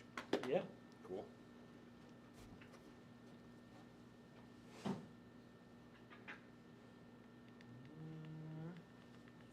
What's the best way to do that? I wish the probe would fit in there. Yeah. So can we pour a cup in the back or anything?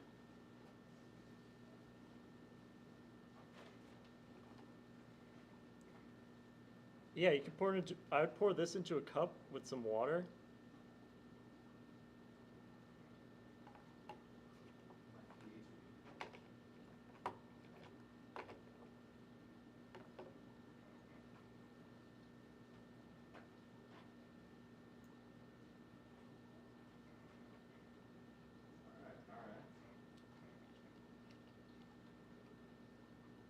Really nice looking discus, dude. Thanks, dude. I should have taken some fish pictures before I came over so you could see the tank. Those are the ones that had been, they were all together and then they were starting to, I split the Full- three little full guys and immersion. it's going well. It's interesting, you know, like those three are getting along well. And those six were getting along. They don't seem, I want to do a video on discus personalities. Out of any fish I've ever kept, they have the most diverse. Yeah. If you want to Got my Mita. these with water and test them. Okay. Yeah. Do we have water? Everywhere? Is that RO? No. No. Oh, that's the. Yeah.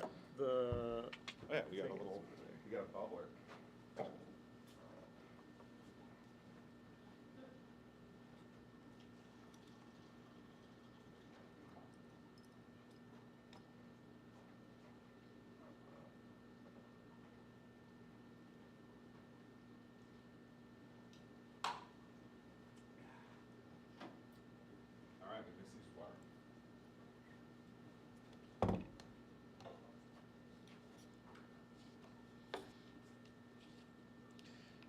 Oh, they all crawled to the top. Oh, there's some comments on there. What are people asking? Oh, shoot. Hey, there's a couple comments, dude. Oh yeah. Not from Mandy.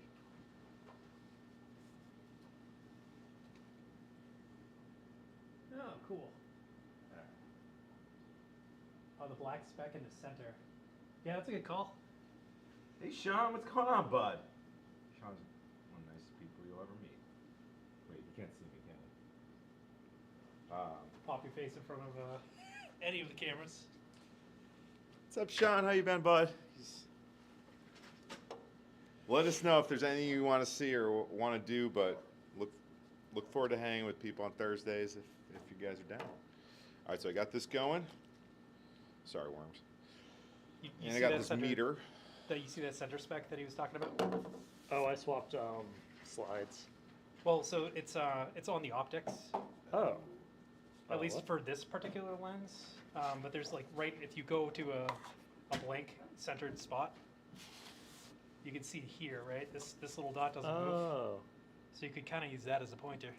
perfect. Yeah, Yeah, I that- didn't even know that was there. Thank you, Phoenix Pigman. That was a good idea. Thank you. I appreciate that so much. Oh. Blech. Did it taste bad?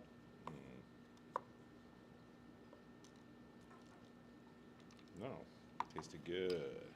All right, what's your prediction, dude? This is sample 4, grundle worms.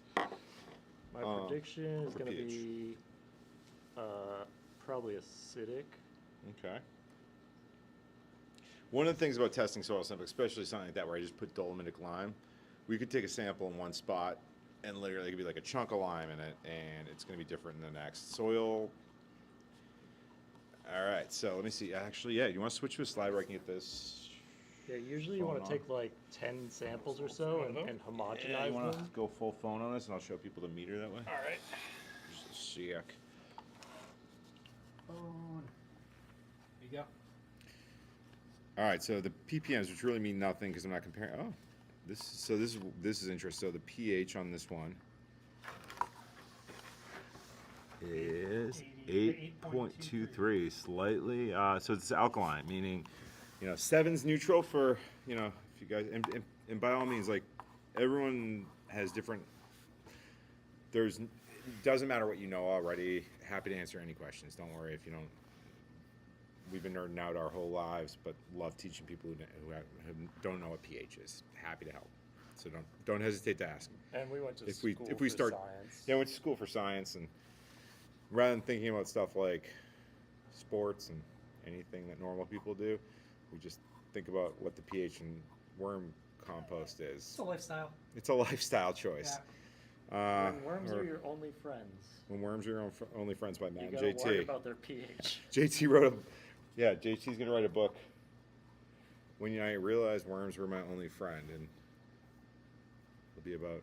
And I was still happy. And I was next to him, I was stoked. and he was stoked. We're not friends, we're enemies. All right, so that's that. But here's I'm. Maybe we'll try to find that next. Oh, this is actually perfect. Next week, stay tuned. Wait, I'm gonna look in the camera. Stay tuned because next week we're gonna be doing pH. We're gonna talk all about pH. I used to underestimate pH, like the significance of it, and particularly doing aquariums, really geeking on aquariums has taught me so much about like how significant pH is. If you look around this place, we have about a dozen fish tanks, and I move plants, fish, shrimp, snails, etc. All of them are just all intertwined, moving from one to the next. So what blew my mind is like when one tank was looking completely different than others, different things were doing well, different things were doing poorly. Start measuring the pH, and that 100% was what dictated what could survive in that ecosystem. And it made me realize how much I underestimated the impact it would have.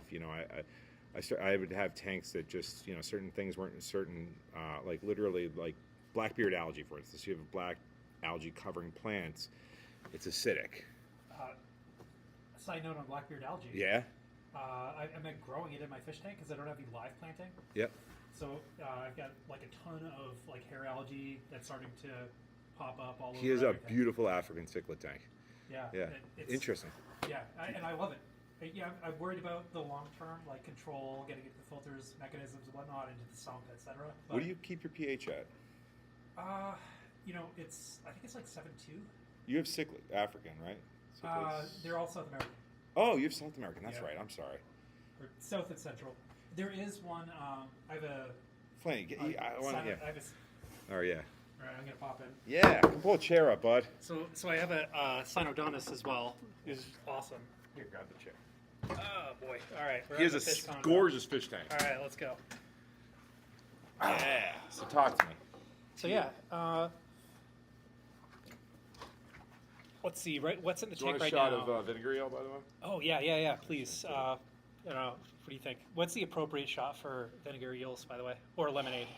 If you don't know- How long have you been culturing it for? 8 ounces. 8 ounces. 8 yeah. ounces To the head. to 8 ounces, 1 ounce for every year of culture. I think maybe. Times how many years old you are. And then you multiply that by 1 ounce per that.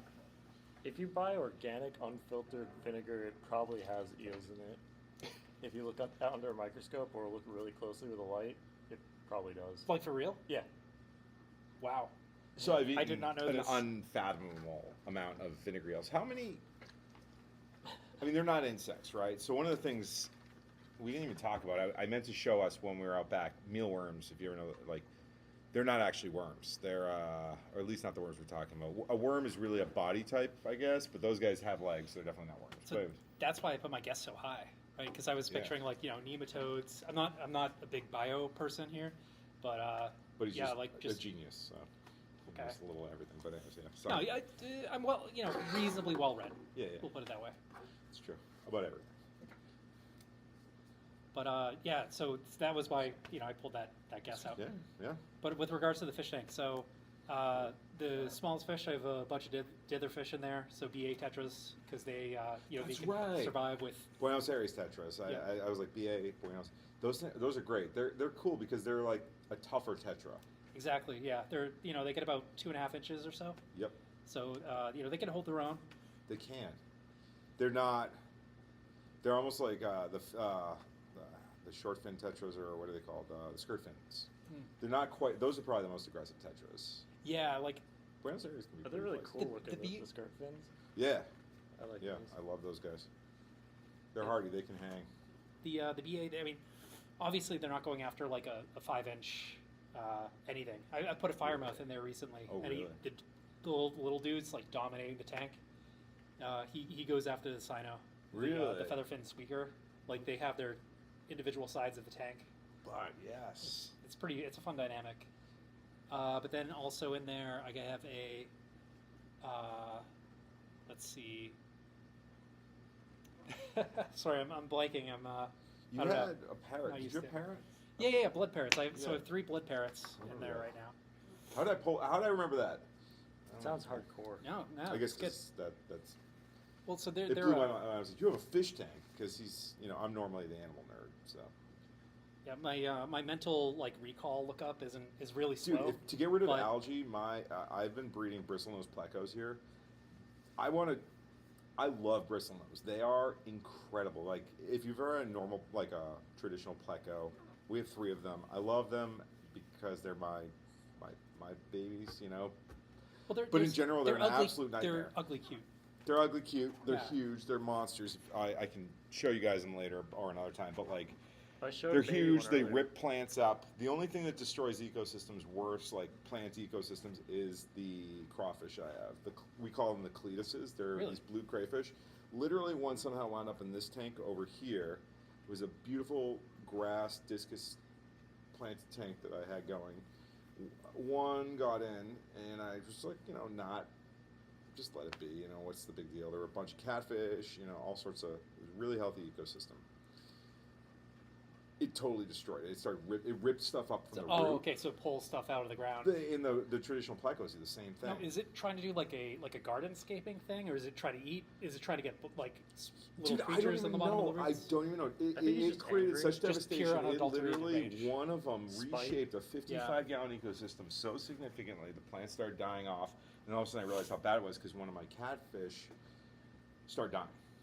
Maybe that's why It was you- like, so it was like, it died actually. Yeah, I moved it to another tank, it didn't make it. But I was like, wow, it literally just like flipped the ecosystem. slowly It was murdered. nuts. It had been stable for over a year. I have videos of it. If you see, you'll see a video of my paradiscus shorts. And I wish I'd taken, and then I think I did another short of this one guy who somehow, I don't even know how he got in there. We've had them, remember, JT got, did you get the first Cletus? We call it, You I- got it, but it was like, it was a gift for you. It was Yeah. might have been, I don't know. or like I got him a for blue next to my lobster, desk. and it cloned itself. It started in our big cube. It cloned itself, and How, they do- just how does a wind up in a- lobster clone itself? Snip off a claw and another lobster grows? Yeah, Just oh like no, that? no! It literally, it goes in to a crevice, and it like lights flash, and then another one comes out, and then it comes Whoa. out. No, I think they just fertilize Sci-fi. their own eggs. How, JT, how do they clone themselves? It's parthenogenesis. So Cool. it basically has eggs with all of its DNA in it. Ah, okay. So they don't actually require fertilization in order to reproduce? Right. Huh. I think we got a comment. We should put this computer closer to us. Yeah. We're figuring this out. Did you, honestly, at this Oh, point wait, you could put it are on the they- desk. Someone asked a great question that I can't. Are they polycate or annelid? Wow. You're LT wait. probably pretty muffled because the microphone's over here. Oh, sorry. That is from LT. LT. I love that you asked me a question Oh, here we go. that's beyond my nerdiness. JT, do you know what polycate or annelid means? I need to look this up. right now. Polycate, Oh, JT knows. I think anneliid is like similar to the earthworms. Oh, that word sounds familiar. The earthworm context is Yeah. probably where it came from. I don't know what they're referring to, or maybe the nematodes?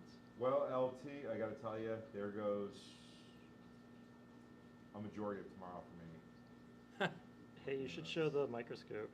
Show the microscope. Yeah, So, all right. Can't really see, but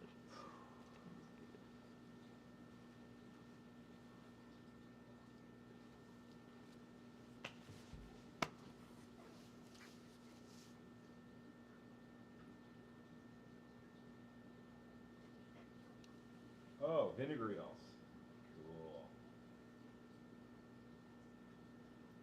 Let's look up. Yeah, I'm gonna be honest right now. All right, I can't lie.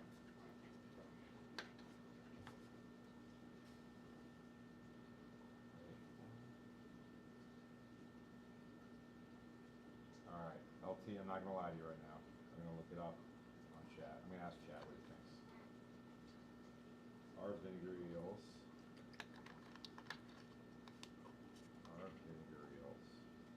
Don't get sassy with the chat, okay? Well, so think about it, right? Well, I guess I Can am we so solve excited this? that someone's asking me questions like this. Thank you so much for being on. You're making this so fun. you Thank probably. you, LT. Here you go. Have the microphone. Oh, sick. All right, so let's see what Chad has to say. Neither. Neither. The vinegar. Wait, They so this is- belong to yeah. the phylum. And again, we were talking about this earlier. This is so nerdy, but like phylum is above mammalia, like us being mammals, right? Like, so think about like the phylum is like we're related to fish, like we're in the same phylum as fish, as birds, and I mean, no, I'm sorry. What is the most distant relative in the phylum Chordata from humans? Because I want to put it in perspective. Basically, they're not even they're in the phylum Nematoda. Of course, they're yeah. Nematode. Of course, they're nematodes. That was what JC was saying. Yeah. Cool.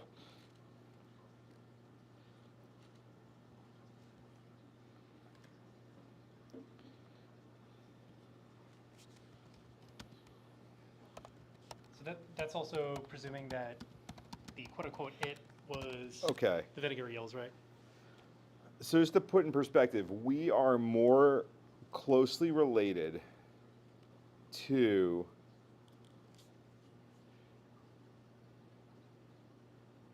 no one knows what a sea squirt is.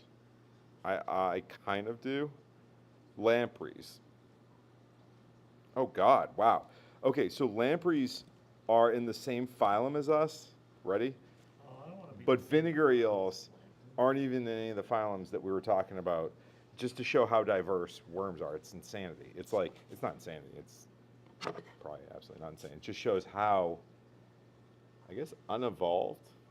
No, so everything's equally evolved, but How it's the perfect. environment. Is it equal? Are we all? So All I right. think- Sometimes I think about this, right? Like if we're reproducing every 30 years, let's say at this point, humans, Sure, right? sure. And these microbes are reproducing every minute. Like breeding. their Okay, that's evolutionary fair. rate's insane. So, like, yeah, if you're talking about Like compared to us, generational we gaps, are- I guess it depends on how you define evolved, right? And if you think about it, right, think about this, right? We there's are so more many closely related potentially to like some ancient bacteria than they are because our evolutionary, like got we're it. more, they're more generations deep. So I have a good definition of highly evolved for you. Sick. So it's going to have to do with a heat map of stresses. Yeah. So whatever can adapt more quickly to the stresses. Wait, JT, are you? Yeah, talk to me. Yeah, let's sit back over here. Let's Sure, do sure. this. Let's do this. This is good. But I think there's so many things that are worms to us because that's just the most perfect form of life. Right. So and that's why I'm thinking back to like crocs as well, right? They haven't meaningfully changed in a long time because they're just perfect for their niche. So that's why I wanted to introduce the idea of like the heat map of stresses, right? The heat, I should say, heat flow. Because if you're lagging in evolution, you're underperforming because you haven't adapted to your current environment, which is constantly changing, right? Mm-hmm. So, I don't know. That's the concept I wanted to go with that. So true. It's just how do you define how evolved anything is, right? Fact.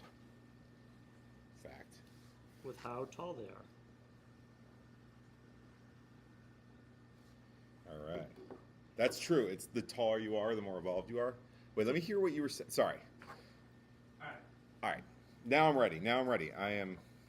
Okay, so yeah, when you're talking about and again, not an expert, whatever, but just thoughts. Thoughts. Okay, so in terms of defining the question, Your drink's upside down. It's nope, okay. that shouldn't be on camera at all. Should it not be? I don't know. Yeah. All right. maybe. Yeah. Let's think about that one. Okay. But yeah. Okay, so We'll leave that one to Mandy. it's kind of an She's the open-ended wise one. soft question. So my argument here is that if you want to talk about like the degree of evolution of any creature, you have to look at the like ongoing changes within its environment and how much is it lagging behind compared to other creatures. So, for example, if you look at like a crocodile, Yep. right, hasn't changed for several 100 million years. Okay, I see what you're saying. Yes. You know, so it's like it's perfect for what it's doing, what it does, and obviously there's a bunch of It's refined. It's And- in crooked teeth like humans. But the thing of that type of environment is, at that land water barrier where you have like its prey, mammals of a reasonable size, then there's no reason for it to change. It's true, right? So yeah, It's like figured out a niche that ain't going anywhere. It sits in warm, Sits- swampy water and kills shit. hangs out, can Stuff. hold its breath for a really long time. We might not be able to keep Nice this thing soft water. PG. It's gonna be tough. It's gonna be a really process. tough. We'll need someone to censor stuff. Oh boy, live censoring? I don't know. I'm not highly evolved enough to live censor. Someone that That might- well, that we is can a have a like heat flow in my 5-second environment. delay. And It's have already on Mandy- like a good 20-second delay, I think. Have Mandy hit a button every time. How is the audio, peeps? Anyone out there? So what do you guys think? Anyone have opinions? Next week, pH. Just how it shapes the world. We'll take pH measurements, talk about soil, worms. Different classifications, maybe, like what Yeah. lives in different pHs, Totally. where those pHs are found.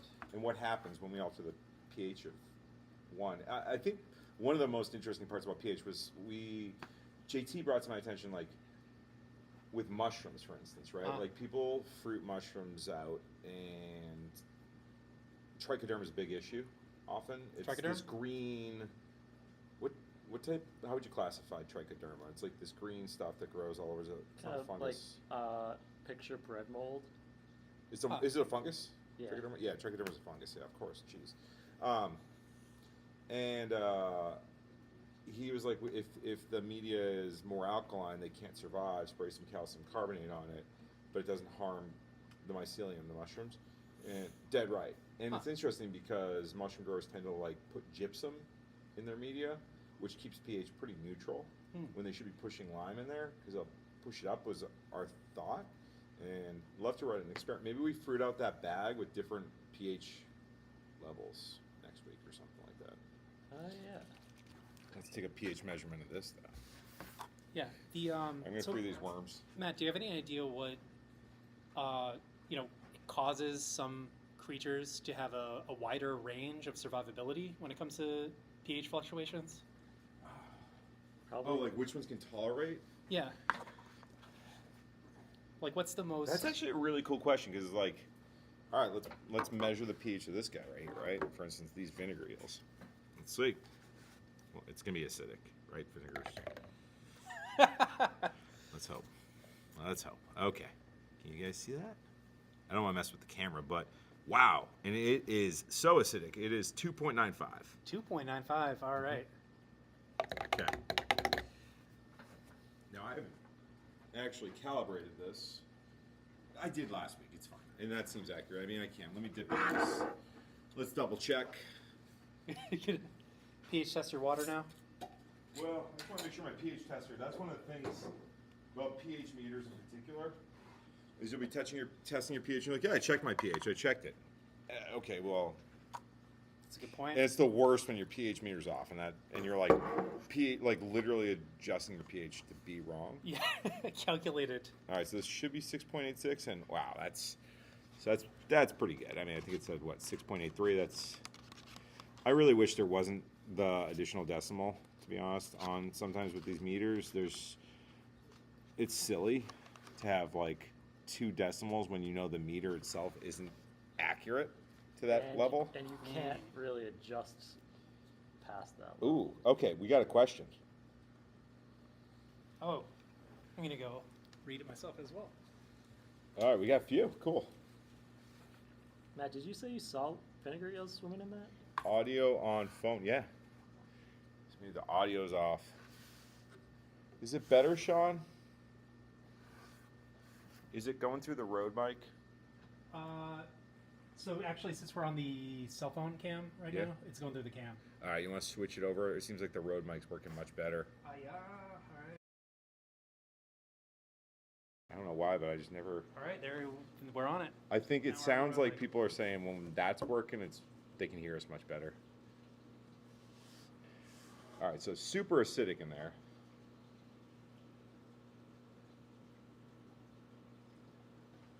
All right. We have a pH question. So I like LT's pH question. So metabolic rate. Very cool. LT, love that.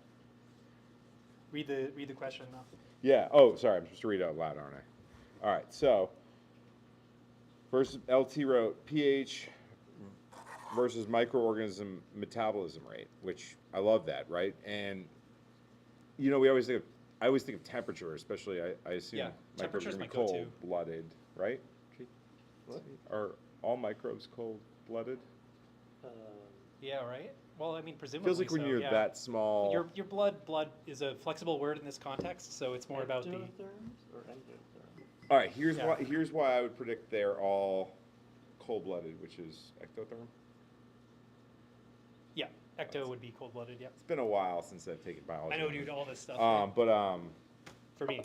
The bigger, if you see a species that lives southern and northern hemispheres, they get larger and larger as they go north. Like raccoons are pretty small in like Florida and the tropical areas, but in Maine they can get like 50 pounds, right? And so microorganisms like producing your own heat, especially you're always living in like some sort of medium, right? And they're really sensitive to temperature. I guess what I'm getting at is like you always think about their metabolism with temperature, right? But pH is a great question. Yeah. Thank you, LT. Let's totally geek on that. Next week coming. How does it impact microbials? Especially, I'm willing to bet also, from my experience with pH, it's almost like certain species can outcompete others. But if you had an isolated microbe, how would it impact them? I guess the question would be. LT, my day is going to just be a giant rabbit hole tomorrow of questions that you've asked. Another pH question from Phoenix Pinkman. That's a good one. Here's a pH question. The mountain near my house had a brush fire recently, leaving ash all over the ground. I'd be curious how that affects worms and soil microbiome since ash is alkaline. Wow, that is the impact of forest fires on microbes. Yeah. And Well, ultimately, I mean, my ecology. go-to would be like that's going to eliminate a lot of the more vulnerable species. Start again from a baseline, I guess. For And sure. I think it depends on how much ash, like if you were like right under the trees that burned down and all the wood ash there would probably increase the pH, but like if it's only a dusting, in. it might, Come on back, Nick. I'll be back. I don't know that it would have a lot of effect on the pH just because of how many like buffers there are in the soil already, I'm writing these down. but we'd have to test that. pH from next week. We're gonna answer these questions.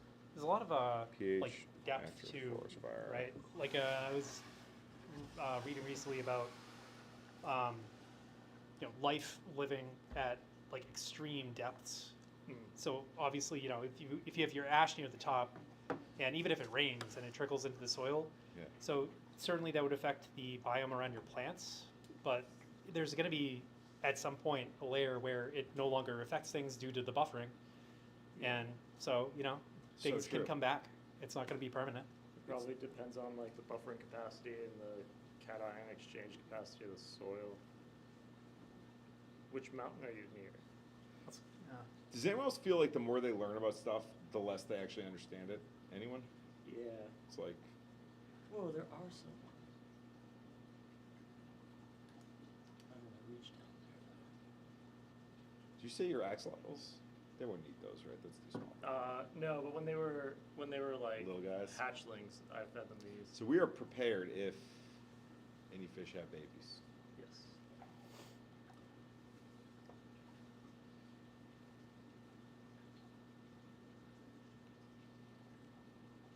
And then I started feeding them as they got bigger. I fed them the grindle worms, Really?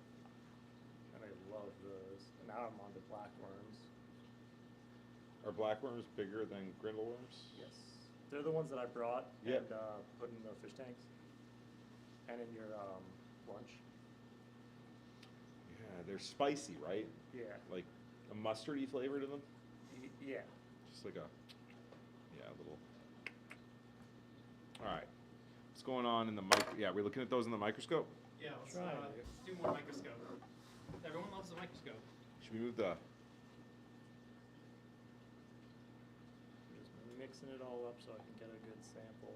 I actually like this camera setup that you have here with a JT cam specifically for the Yeah. microscope, and then like the wide view. table cam. Yeah. So people can look at whatever they find most interesting. Biochar. So it's biochar. Sean was asking. Oh, sorry. I should go one by one. I should just be like biochar.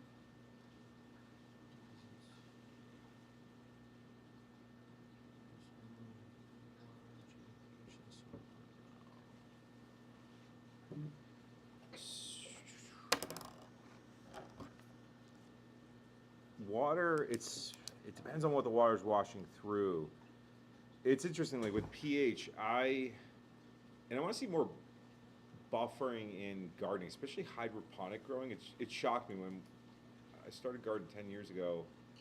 I was really surprised there were no, in hydro, people are always adjusting their pH, and I didn't understand why they didn't just buffer their pH, like why no one invented a buffer. And I remember I had an aquaponic system, and quite often they start drifting downward continuously. It's a response to like I think the nitrogen cycle. That's what happens. And I added this medium meant for African cichlids as the medium, and and I kept adding it until the pH got right where I wanted. It just sat there at 7 once I got it to the right point. And I guess what I'm getting at is the water rinses over and the buffers act. In my house, I have a shrimp tank with these blue dream shrimp, and it was too acidic, and we live on the coast, and I found a bunch of oyster shells and threw them in there, and it's such a successful tank now. It's just keeping the pH at like 7.2. Yeah, buffering is huge, especially when it comes to like water changes. Yep. You know, like you're always going to be adding more into your system. Yeah. So giving it time to adapt is Yes. huge, and giving you time to react if you get it wrong. You know. Let's talk about buffering next week. Buffering. What is it? Not like the YouTube video is. Right. But similar. Pretty similar, yeah. Pretty. I don't even know. Basically identical. I'm too old, I think, for what you guys are talking about. Oh, dude, Buffering? you remember when remember GIFs back in like 2000? Oh yeah, like, yeah, yeah. No, I'm definitely old. Yeah. Yeah. All right, so biochar is pH. So biochar can be alkaline. It ranges depending what the biochar is made of. If it's made out of bones, it's probably pretty alkaline. What about hardwoods? Probably also kind of alkaline. Not too much though, right? Like 7.5, because Yeah. I was expecting that. Here's something to think about, right? So I have these It's flood not tables over. It's actually a great question, and like they're rinsing through the only medium I'm using. If you guys saw the tables earlier, was all those baskets are just biochar. I tested it out, and it works great as a hydroponic medium. And the pH is when I checked. Let me go check it actually. But last time I checked, one was acidic, one was alkaline. And I didn't even understand why, because I haven't done much different from either, and the biochar is from the same source. I'll be right back. I'm gonna check it. I'm gonna yell out some numbers. Do you want to take the mic? All right. So Wow, Matt says, "Wow." that's all I said. No, that's great. All right, so this one is 7.5, So one of them is 7.5. which is too alkaline. I need to bring that down a little. He's got to bring it down. Yeah, I'm just gonna turn this camera. 7.7. Oh, Wow, that's there we interesting. go. So 7.5 and 7.7, you say? And just goes to show you that I am not on top of the pH for those guys. And it's interesting because most of the water that goes into there, so that's those. So that's pretty similar, right? 7.5, 7.7. So it's interesting because those guys, when I tested last, I'm guessing I had probably just changed water, and the water's coming from fish tanks, and in particular, I pull water from the discus tanks, which are acidic. I keep the pH of their tanks around 6.2, 6.5. Oh, you're actually moving water between the tanks. So yeah, so all the systems, like all plants in this place, all water goes through fish tanks before plants or worms. Aquaculture. Yeah, it's like aquaponics at the core. Cool. And so, yeah, so I guess the pH of that biochar is alkaline. So it's the same volume in terms of where it's ending up as well? Like same evaporation rate? One of the tanks, the plants are a little more established and they pull more water out. Okay. So yeah, if you're changing the water, if you're topping it off more often, Yeah, makes sense. Yeah. Could drift more. yeah, it's interesting though, the pH, which I mix with biochar, maybe biochar with a little peat in it might balance it. Peat's very acidic. So yeah. Man, I get on top of my pH measurements and management. Hey, it's black again, JT. Oh, yeah. Oh, You should maybe watch that screen when you're doing it. I don't know if that's possible, I guess. well, honestly, you definitely just bring it closer. There's a controller we can get to, if you can see. Yeah, it's a good idea too. I'll level it up, dude. Or level it out, This? I should say. Yeah. Now I can use that. JT Ham got bigger. Whoa. Yeah. JT Cam.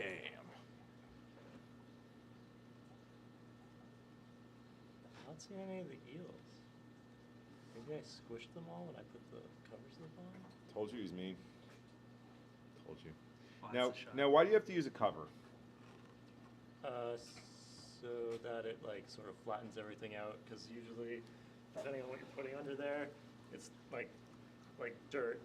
It's three-dimensional mush, but you want it to be flat so you can see everything in 2 dimensions. So, confession Yes. time. You know, someone, I think LT might have mentioned there was a smudge on the lens of the microscope, and Oh yeah, it's right there.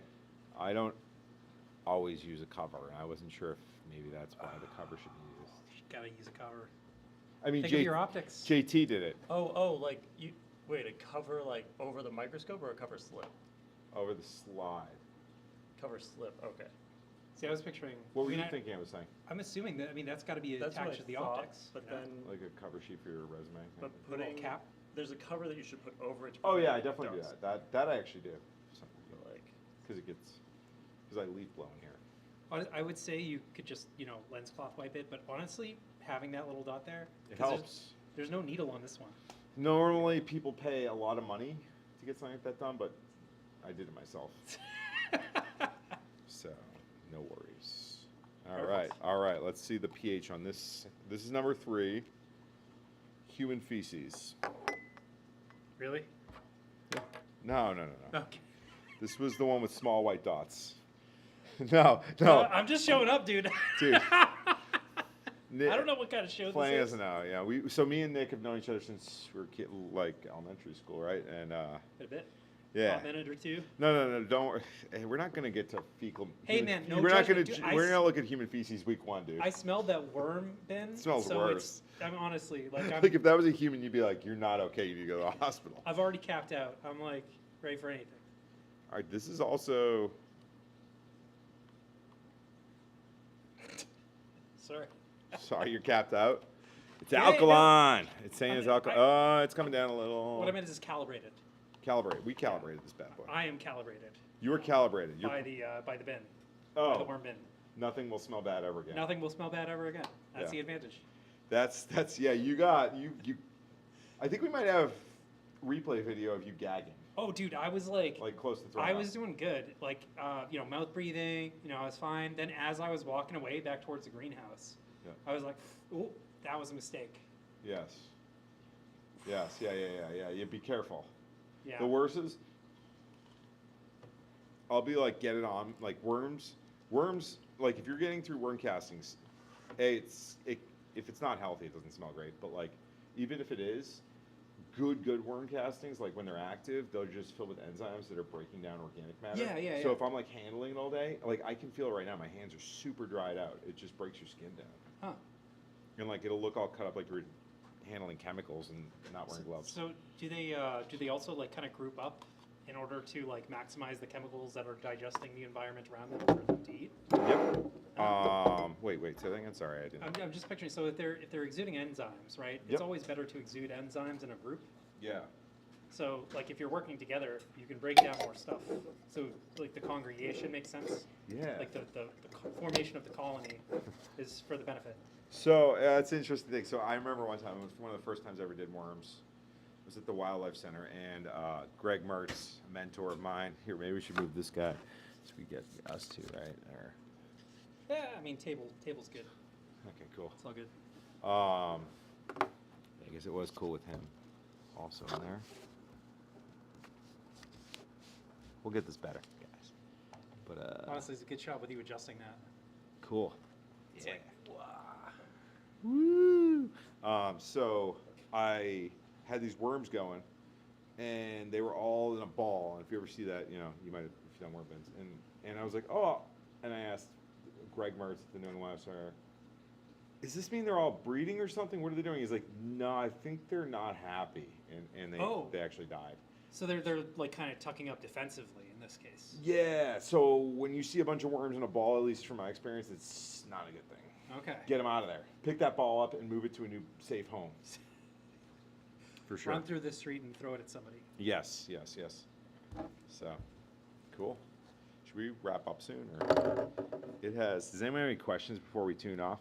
Or JT, anything else that you want to show? Or wait. We still need to see if we can find a vinegar eel, right? Yeah, I'm not able to get any. I don't see them swimming. I thought I saw them Looks swimming. like the Yeah, I swear I saw something, a little motion in there. no vinegar eel. Looks like our live stream is gonna be canceled now, JT. It's all over if we can't find the vinegar eel. It must be lemonade. Oh, it's lit. All right, So bring out the cups. Let's go. what I've been drinking is clearly also Eels. This one is definitely eels. Does it I taste love like the way they eels? get stuck in your teeth. That's a little crunchy. It's like a shrimp. Yeah, it is. It's like the inside of a shrimp, though. It's like, Yeah. yeah, a little bit of crisp though.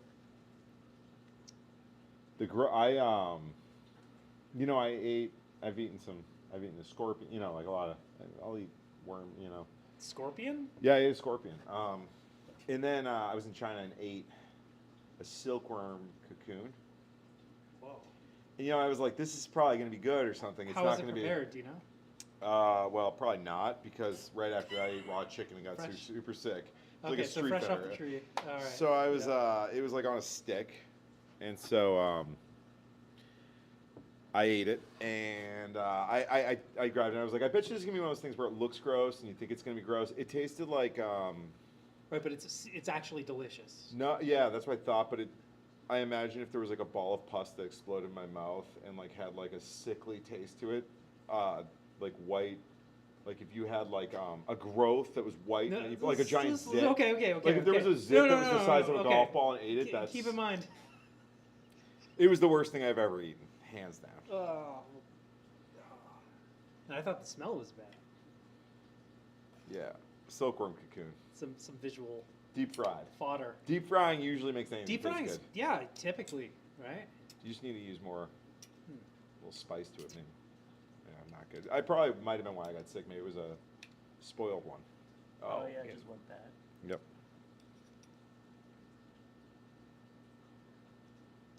Was it alive when you ate it or dead? I mean, it was deep fried, so I assume. it was- Hopefully they can't survive that, otherwise we're in trouble. Oh, I forgot you said deep fried. Ah. Oh, So which culture is this? this is from the one with all the with the mites that we found. Oh, the mites, dude. That was a really cool little find in there.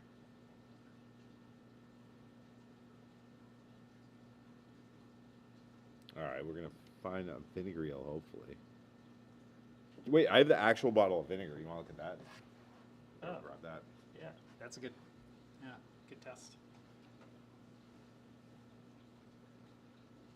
Oh, the camera's adjusting brightness. For the computer.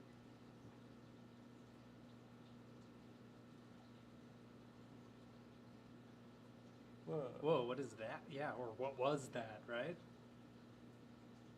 Bro is not in good shape. Can we get a closer Yeah. shot of that?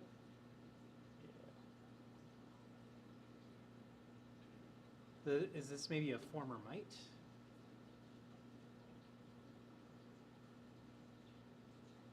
Yeah, you see the eyes, mouth parts, still some of the hair. Yeah, I think it got squished. Oh, yeah, you know. Slide covers. What can you do? Yeah. Dude, imagine finding that guy just fully mobile, devouring everything you're trying. He's competing with you to like. Catch it before I get it. Except his head looks a little bit different than the others. This looks more Matt, like, you should see this this find. and this is at a different, this is a little bit bigger than the mite. Yeah, that's what I was gonna say too. I mean, the body structure is completely different. Yeah, I thought it was just squished at first, but I think this is a different kind of bug. zoom out again for Matt so you can see the full, What is that? the body form. Oh, hey! Yeah. All right, that was, tell by the way I move. so he's Keep probably, going, Matt. he's probably first to dinner. Is that what over is here. that? Is that an ant? What is that? Is that a dead ant? A dead ant? Dead. I mean, it might be. Oh yeah. Got you. Wait. This is a comedy stream now.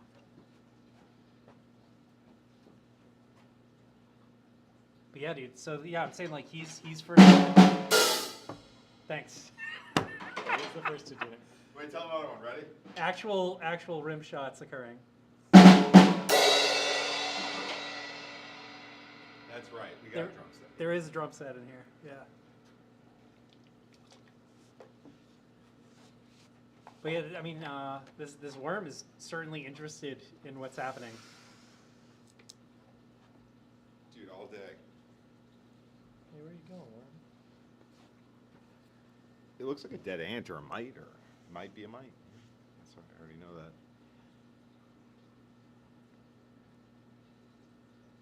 Oh, yeah, more. Garden punch. Oh yeah. One Thanks, Sean. punch slide cover. What do we got? We should make this one so.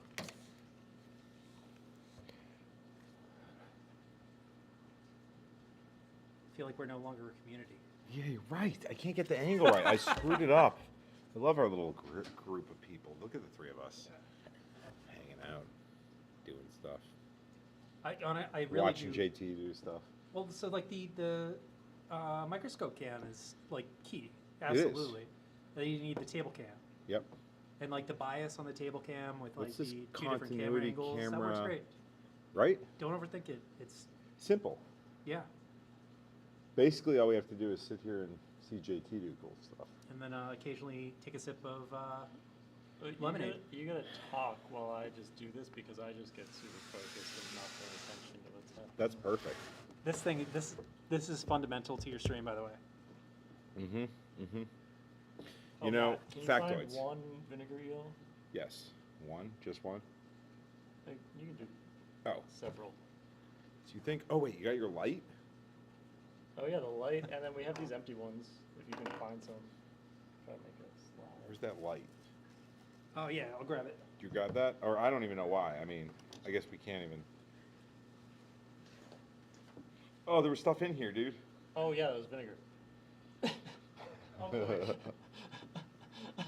Did you spray it on yourself? Do you need the paper towels, bro? I don't care. Sorry. No. I guess I like said that to you as if it was something you did. I should have.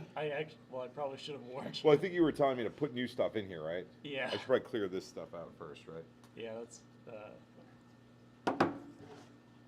We have All right, yeah. the lamp. All right.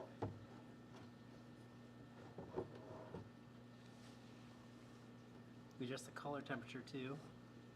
Might be easier to find stuff with the cold light. Here, I'm going to switch to just the. Why is this just not?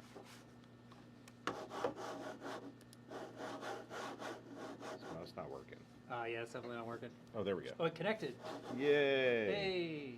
All right, let's see which one. Phone. Just phone. Now we have the combo shot. There we go. All right, cool. Let's pull this. Here, I'll move this junk out of the way. What do we got? What do we have here? I know, right? Just all the little critters. That's all this show is gonna be. Oh, whoops. Some rice spill. Look at that. You guys see any vinegar eels in there? What's the large mass there? Is that plant matter? Oh, that's a vinegar mama. A vinegar mama. Well, that's what I like to call them, but I think they're called a vinegar mother. But Wait, what? yeah. Wait, you're not joking. No. They're called. Is it like it's like a sourdough starter? I assume. Yeah. Okay. So it's bacterial. It's a colony? Yeast, yeah. Yeast. It's a yeast colony. Okay. That was in there last week, right? In my bottle of vinegar that I purchased and could have. Okay. Yeah, it's free vinegar starter. All right, so I don't have the eyesight because I'm old. I never had good eyes, but do you see it, Nick? Try to get like a really still close up with the camera, like zoom way in. And I feel like the particulates in here are mostly moving just because of the currents. Oh, is that one?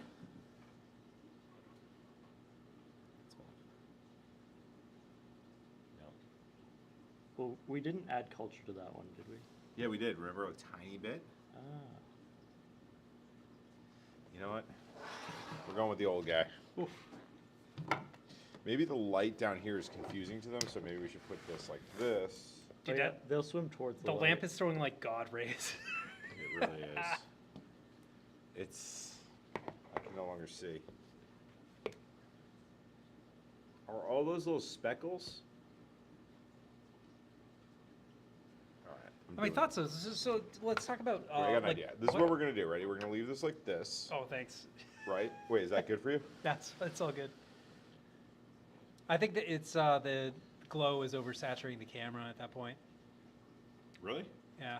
If you look at it's better up from underneath. Well, no. What I want to do this for is that way I can use the syringe to pull them up from there. If they go to the light. Mhm. Is that a thing they do? Yeah, they go towards the light. Ah. All right. Go to the light. Maybe get the camera really close so that the light is above the camera. Need like a shroud or something. Yeah. And raise it. What? Can you raise the jug? Or lower the cam, I guess. Yeah. Two options. I guess that makes more sense. Lower the cam. We're gonna lose this great shot. It's okay. It's Oh, for yeah. it's for the the the benefit of vine. all. Got him. Phoenix, thanks for your great light. Yeah, this thing's dope. You guys make great lights. My headlamp, I don't know. it's like a high beam headlight. It's gonna have a lot of trouble focusing on that though. Yeah, that's. Dude, I You want gotta a do cool. manual focus, but Oh, you here have we iPhones. I really want the new. I mean, I did bring my Z5. I got with a macro lens. Really? We'd have to figure out how to hook it up though. I got my cell phone with a camera that has manual focus. That's why you can't do iPhones. I'll swap the lens real quick just for giggles. I'll show you what it can do. Sick. Yeah, I bet that'll be really good. Dude, I didn't know you had a real camera. Oh yeah, dude, this thing's a shit. Got it off Craigslist. Really? What a deal. Totally forget. Probably like it included. Actually, it didn't include shit. It was like 800. It included a. Oh yeah, this It included a fucking opportunity to spend money. A Pink Floyd poster and a 30-minute massage. Cool. It's like once you buy a camera head, you're like, oh wow, I can get these lenses now, and they're all $400. So for people just tuning in, this is not a piss joke. Not yet. Not yeah. It will be. It will be. It will be. Well, if there's vinegar eels in there, it's probably partly.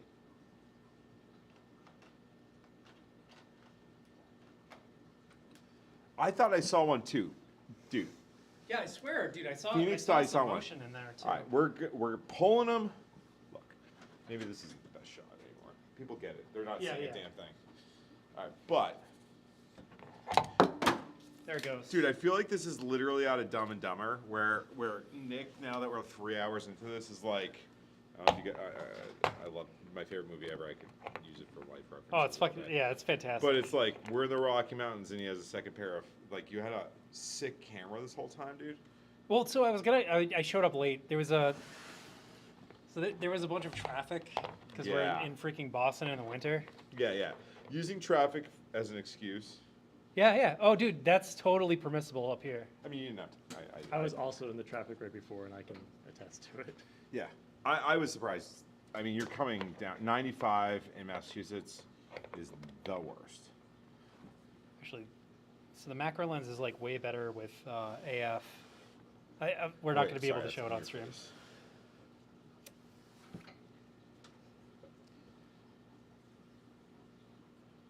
Couldn't we? I mean, Is it we a can. USB? We can. Like you can, dude. You can do a. There's a mini HDMI. Is On the there- other side. So like, Really? yeah. So in here. Oh, dude, we could. Yeah. Oh, that's dude. You do have a screen back there. It's true. But yeah, it's basically under here. We can do a mini HDMI. If we did USB-C to my computer, would it? USB as well. Yeah. So why don't we USB-C. just plug that bad boy in? see We what- can give it a shot if you want want. to set it up, dude. Your call. I mean, I can try. You can do whatever you want. I don't know this software, Alright. so. But I'm getting a little bit of the hang with it. Here's a mite. Let's try it. It's all. Oh. It's dead though. You got a mic? Okay, we gotta switch to the microscope Oh. combo. Here we go. There it is. Yep. That might well be a mite. Oh. Just never gets old. Ever.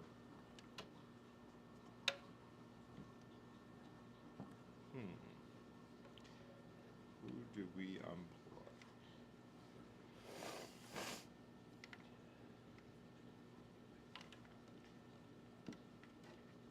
Sorry, JT. That's okay.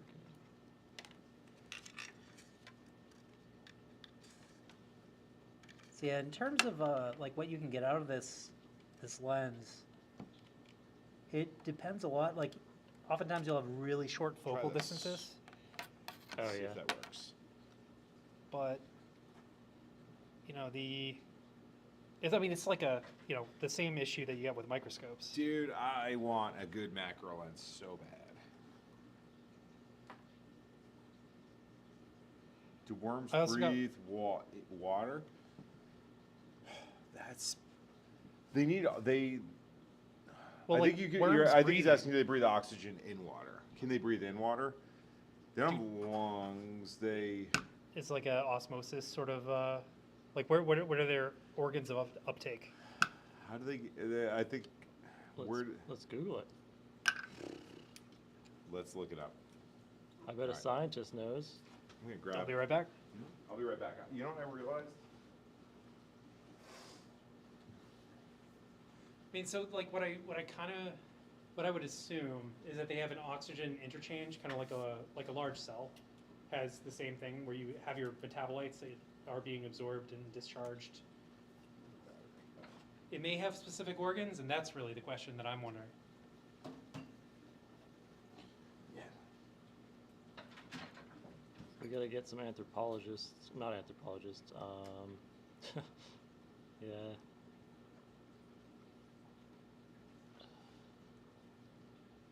What's it called?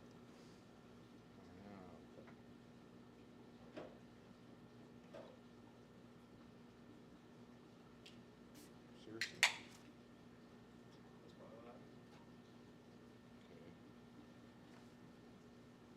All right, does anyone else have a way to look it up? Because my computer is being. See, that's the other downside to having the computer all the way over here. If you had it in front of you, I'll be able to look this up. much more of like a desk shot type deal. And you would be able to also share your screen as you're looking things up, browsing the articles. That's what a lot of people do. So true. So true. There's one of the best things is like we could look at it and be like, wow, this isn't impressive. I'm sorry, audience. But the upside is we've set the bar Oh yeah. so low this week. And for this That every environment, week we can get better. yeah, I mean, dude, honestly, All right, I'm going to try to see if we can find something. it's not Should I go bad. right off the surface, JT? Yeah. Is this cells multiplying? What?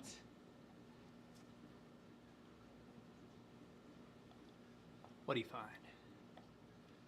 Mitosis. Oh, Again, you think that's I am the aftermath of too blind. mitosis? Wow. Because I can see the cleavage furrow. Cleavage. Can you get? That's the strongest Wow. lens there. Yeah.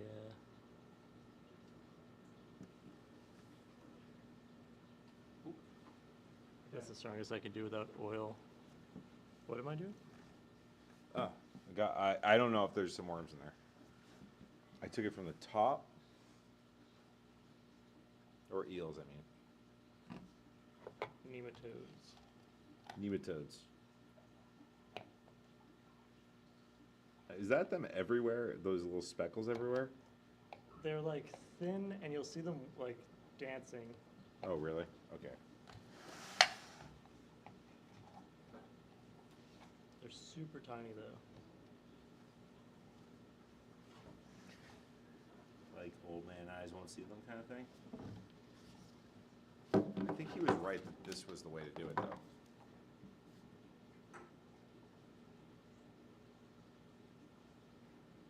Like usually you can just see them catching the light as they like wiggle back and forth. Is that if you have good vision or normal people? Probably normal people. Okay. Do you want to try that syringe and see if we can see anything? Yeah. And if it's a failure, or tell me, do you see any in here based on what you're saying? I don't know how you want that. This might be better that way. We're looking for vinegar eels.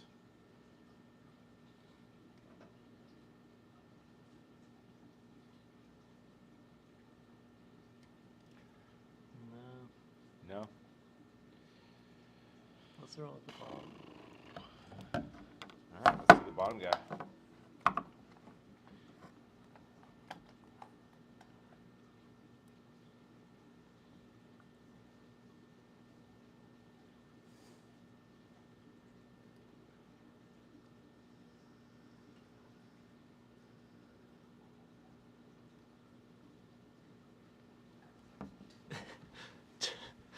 We're gonna This get is a nice officially the shot most- of you dumping this all into my eyes. I know. It's about to tip over. I don't. Why do I have no lid on this? Yeah, where the lid came the, off, li- dude. the live stream of vinegar eels into my eyes. Hey man, Who wants to see outtake on the JT first get vinegar episode. eels in his eyeballs? Yeah, throw a vote out into the chat. Yeah, we get 3 new subscribers. Yeah. If we get, No, but think of it, it's exponential. So if Gardin gets 2 new subscribers for every eyeball, I'm gonna dump vinegar eels in my eyes. For every new subscriber, oh my god. it's guaranteed. Will I go blind if I dump vinegar eels in my eyes? What? I mean, it depends on if you were gonna go blind anyway. I hope not. Well, we all go blind eventually. If you weren't ever going to 1,000 go years in blind, the future, you ain't seeing shit. Really? Well, you're dead. Oh yeah. Okay. I wasn't sure if there was like some sort of evolutionary path of humans to be blind. Well, I mean, I think like so you're. We need our eyes more. We're pretty Yeah. eye-dependent.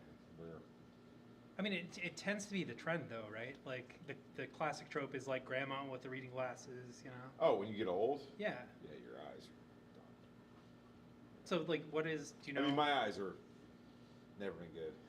Hmm. But yeah, like I mean, your lenses. I don't know. I'm not qualified to speak on this. I'm just sort of opening. Totally. No, Question. not, nor am I. Is there an eye doctor in the house? Is there? Why? What's with all these cups? I know, like floaters and detritus in your fluid isn't totally a thing. Oh, Mandy has a comment about, Does? I think it's about vinegar in your eyes. Is Mandy's back? Oh, somebody else feel that. Yeah, Mandy. That's my lady. Shouts out to Mandy. Thanks, Mandy. We miss you here. What did she say? Mandy's at home taking care of the. Let me read her response. So, someone asked earlier.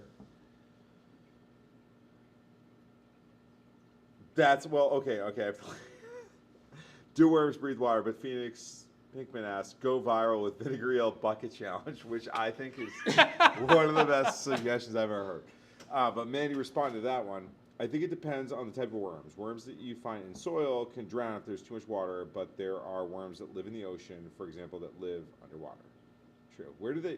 Oh, and like that's my so black true. worms. Hey, Mandy, if you're still on, She just sent if you're that still on, do you know if, or can you look up for us, like, one. How much vinegar can we worms? put in our All worms eyes? must need Oh. oxygen for respiration, right? So, Yeah. I guess how do worms or earthworms take up oxygen? Is the question. Do they? Yeah. Does it just go right to their blood?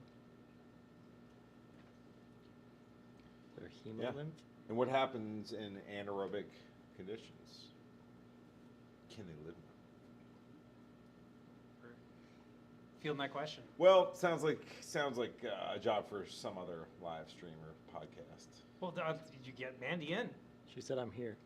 Get that. Yeah, Mandy, we miss you here. We can have the Mandy worm episode. Is this little guy dancing? Yes, that's all. It's all we should work on from here on out is finding dancing microorganisms. I think these guys are gonna fight. That's also. We're losing them.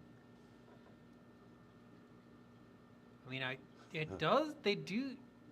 Oh yeah, there was a little dance. They're dancing. Are they gonna fight or kiss? Wait, these two. What are those? Yeah. What the? What am I looking at? Oh! Fight! Oh, Oh, that's sorry. I messed up. You're Don't do scaring that. them. Don't do that. Scare them. What are they doing? I think that one's gonna eat the other one. Yeah. It's usually feed over the other F. Are those bacteria? What are those? Those are protozoa. Of course, you can't see bacteria. Right? Yeah, you need a scanning electron microscope. So what's going to happen? So one of them is going to try to dissolve the other's membrane, and then absorb it. Fight. Fight. I have a phase contrast microscope, and I think I should bring that for the next stream because we can do like All right. a black background and light up the sides, and it's like a polarized, so you can see it A little more like, 3D. Yeah. Yeah, that sounds awesome. So you're saying we're going to put a green screen behind us and look like we're dancing with the microbes? I actually have a giant green screen. Really? No lie. Make Huge. Matt It's into- huge. Or just make Matt into an like put a green screen on Matt and make him dress like a worm, And then do the thing. and then you dance. Dance and we'll with put them? We'll put that in the background. Like that? Honestly, you got me. I I'm in. subscribe for that, for sure. I would. I I'll may do it. have some personal bias. I'll do it for science. I don't know how it ties into that, but I'd do it for science. All right, so are they going to fight or not? What's going on? They separated. They're protozoa. Now tell me more. How do we know they're protozoa and what does that mean? I learned this in 10th grade and I didn't pay attention much in 10th grade. Didn't you? Yes, classes are going on and we're looking it up. Didn't you take that microscope class? I also just. Da da da da da da Root da. protozoa. Da da. Um, And I got well, so there's a bunch of different kinds of protozoa. protozoa. Is it kingdom, phylum? Obviously, phylum. So, just for a second, so with regards to the one potential explanation for the meet and disperse is like identification, Yeah. because there's a lot of complex stuff that these structures that exist on the membranes in terms of like things that you can identify other organisms with. Yep. So it could be a case of simply like, what are you? And then Who am I? maybe they're like, okay, you're on my team. You know, Did they parted ways? they parted ways after very intentionally aggressively approaching. Oh, they're like, all right, see you later. Can we zoom in on them? Oh, they're zoomed. Wow. Yeah, we're all the way in. We're. This is as far as we can go without an oil immersion or a scanning electron microscope. I have an old toaster oven I can get some electrons from.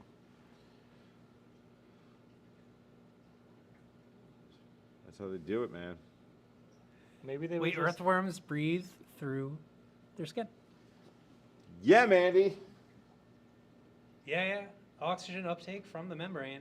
I'm actually surprised. That Phoenix, that is a fact. I'm surprised You that do that can not take want place them in your brain.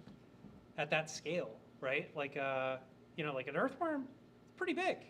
It's small to us, but it's pretty freaking big. So They are, dude. Like, think about how scary an earthworm would be to a protozoa. right? Like, what was Well, that they movie can't where even they, see it, 'cause they don't have eyes. with, Fair. I don't even remember. They who can was in it. sense it. Remember the Tremors? Remember Tremors? Oh, I love Giant that worms movie. come Yeah. around? That's what life is for a protozoa. Because Well, it's like reading the winds, right? Essentially all you can do is sample different chemicals that exist in your environment, different Yep. concentrations. so You know. true, so true. Depends on the structures that they have. I'm not an expert. I have friends who are experts, but Yeah. me myself, not so much. Okay, so you see the. Well, what is an expert? Like- Not me. So Not me. here's a protozoa right next to that dot. But over. Oh, it's so hard. Oh, God. Oh, no. Oh no. Baby, come back. Over here, we can kind of see. Oh, no. We do need to keep that on stream. We're gonna put it back over here. A little lower, you can see some things moving around, which I think are bacteria. Yeah, you can see it moving now. See them like little black dots that are sort of wiggling back and forth. Those are bacteria, and the protozoa is probably eating those. Wow.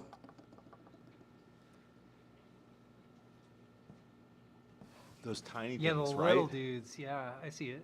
Very small. And Oh, there's a little rod. worm. There's A a rod? rod. Yeah, that's a rod-shaped bacteria. Whoa, look at the little zoomy guy. What is that? Can you move this table that way a little bit? Stop doing what I'm doing, is what you're saying? No, just like slide it away. So it stops bumping you? So yeah, because we're shaking it, call. and that will. Gotta isolate. I think I just got cut off from emotional reactions. No, I No, did that. I have that my you- own table now, guys. You have a buffer. I got promoted. It's so that you Matt, can buffers are do very that. important. I appreciate this. Exactly. So should I not lean on this guy? You can go pH wild. Because we wanted you to be able to still pound the table as much as you want. Would it frustrate you if I just moved over and just started putting my elbow on this guy? No. No, he doesn't. JT doesn't get frustrated. That's my job. What's he gonna do? Don't go there. Don't go there. He's going. Oh, can we zoom? Yep.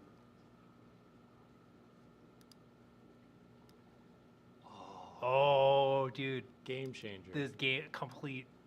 We should move it. Right there. Over. Yeah. Oh, those guys are like. They're. Oh, I think they're gonna gang up on him. Really? That's for more. Can you adjust the saturation? Yeah. Whoa. Look at, is that bacteria moving around? Yeah. That's,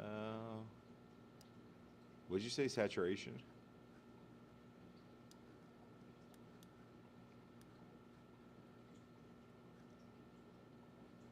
That's kind of nice. Actually, yeah, cold colors do give you like a science feel. Right? Feels more sciencey.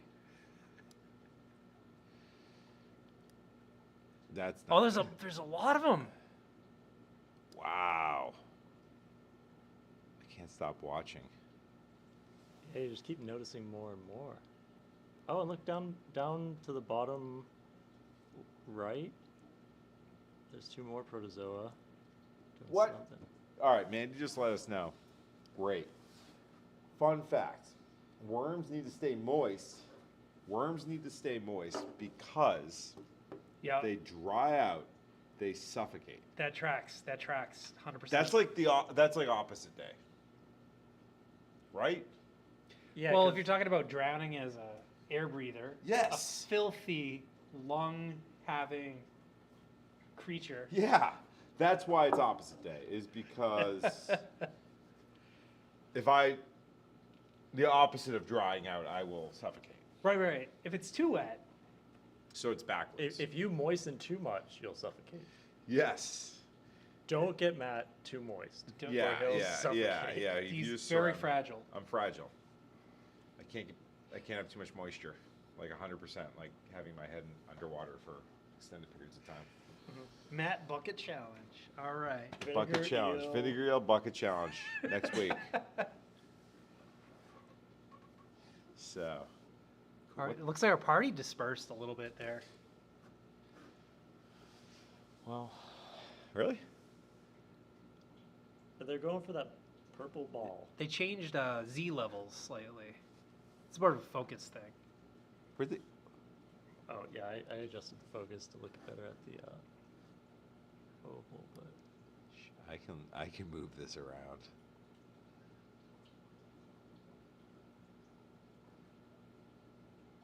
Ooh. Whoa.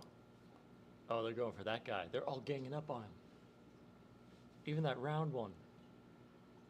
Fight, fight, fight.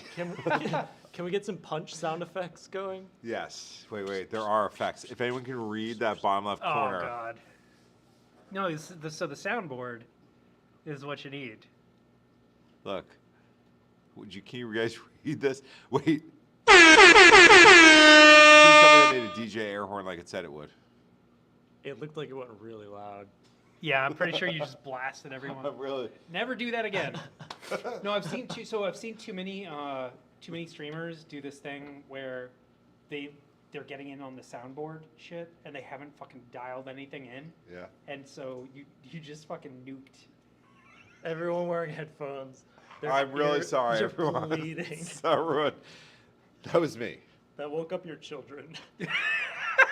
Yeah. Ben, Lucy. Well, yeah, it was my fault. And it was an air horn, right? It was an air. Did that air, Mandy? Did the air horn work just now? Tell me. Mandy just screams in chat like. Did I wake up our kids? Possibly. Also, because like if the mic levels are like relatively like mid, right? You see, so if they want to hear us, right? They're dialing in about mid. You actually need a compressor on this. It's so true. So Matt is also an audio guy, so he knows. I do like audio stuff. You are more though. Yeah. I mean, it's fine. Yeah. I'm okay. Yeah. Sure. Yeah, I bet you're. Whoa, those ones started moving really quick. Oh, he ate it. Yes. This is the guy on couch meme. Yeah. Like Yeah. they're not. It's like oh. All right. I just got as excited about this as most people do for football. This is literally like reality TV for nerds, right? Like we're just watching drama unfold. But it's this very specific drama that's occurring there, but the drama is occurring everywhere all the time. Whoa, what's that guy going just don't see after? it. That bubble, those two, oh, I thought he just see ate at the him. bottom? I need like a pointer thing I can, is that a thing we can do on this? Just to annoy So it should viewers? be right. Like It's gotta be. as I mentioned, I don't know Ecamm at all. What is that? So if we were using the Microscope software, we'd be able to do a pointer, but I don't know how to do it on here.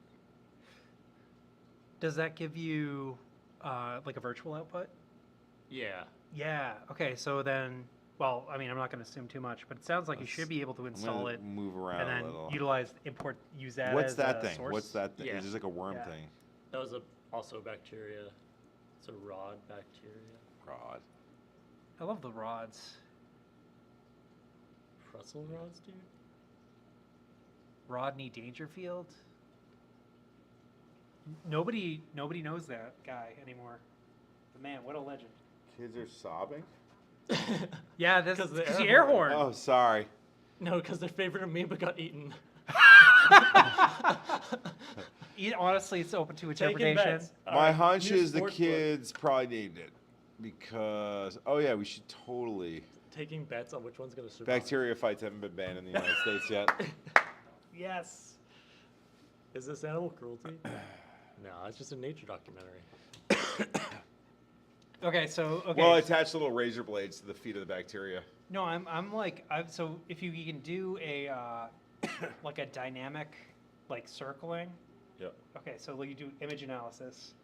You find track the individual bacteria, and then you open up a gambling parlor for the events that will unfold.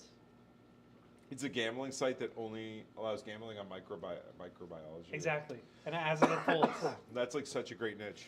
and it's better than Jake Paul's bullshit.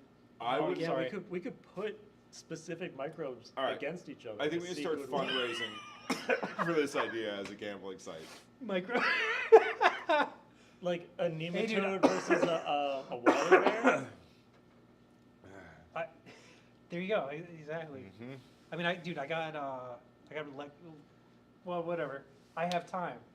You have time. I have time right now. This guy's got time. So do I. Well, no. Oh, wait a minute. Dude, Tech Worker 2024 is bleak.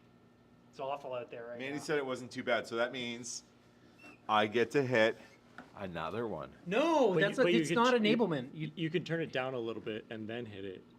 What's glockenspiel? Bicycle horn? No. Party Glockenspiel noise. is like a big Party noise like sounds bells, appropriate. kind of. That was a party noise. We can't hear it because we don't have I know. We don't have a. a monitor or anything. Oh yeah, wait. I gotta turn this up quick before it happens.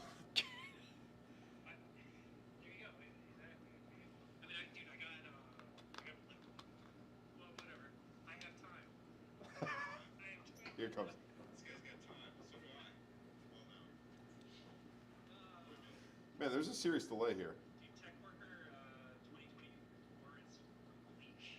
It's funny, I didn't hear you say that the first time. Too bad, so that means It's true. it's true. I get to hit.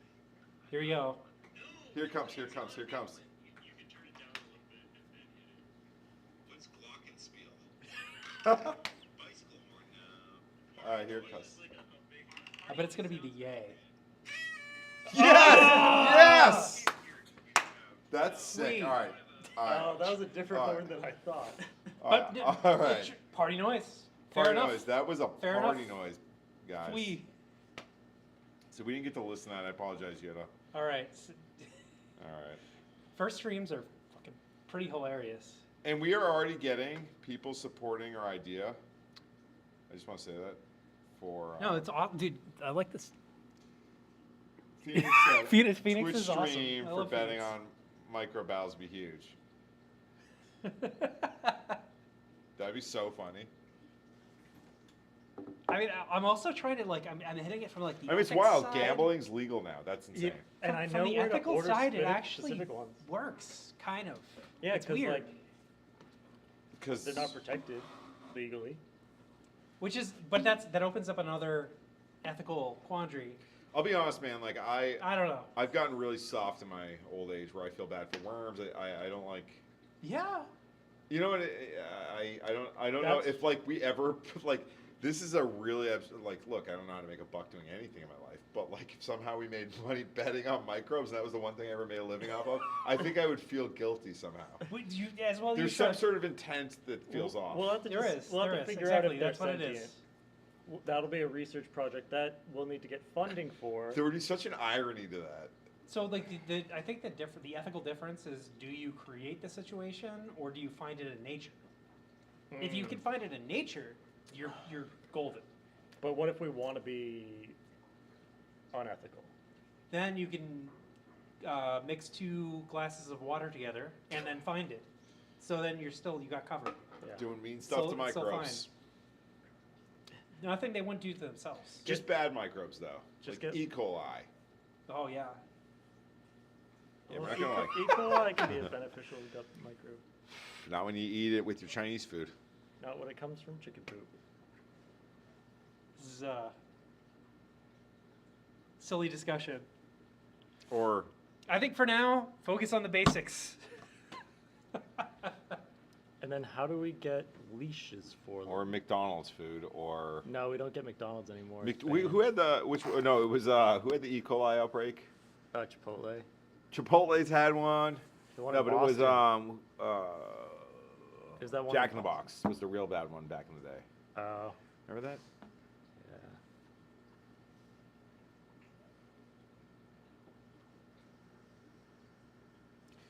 All right, cool. All right, it's 10. Should we wrap it up? Whoa, look at these three. Yeah, right as I'm going to say that, of course we're going to see something cool. What is that? A polycube.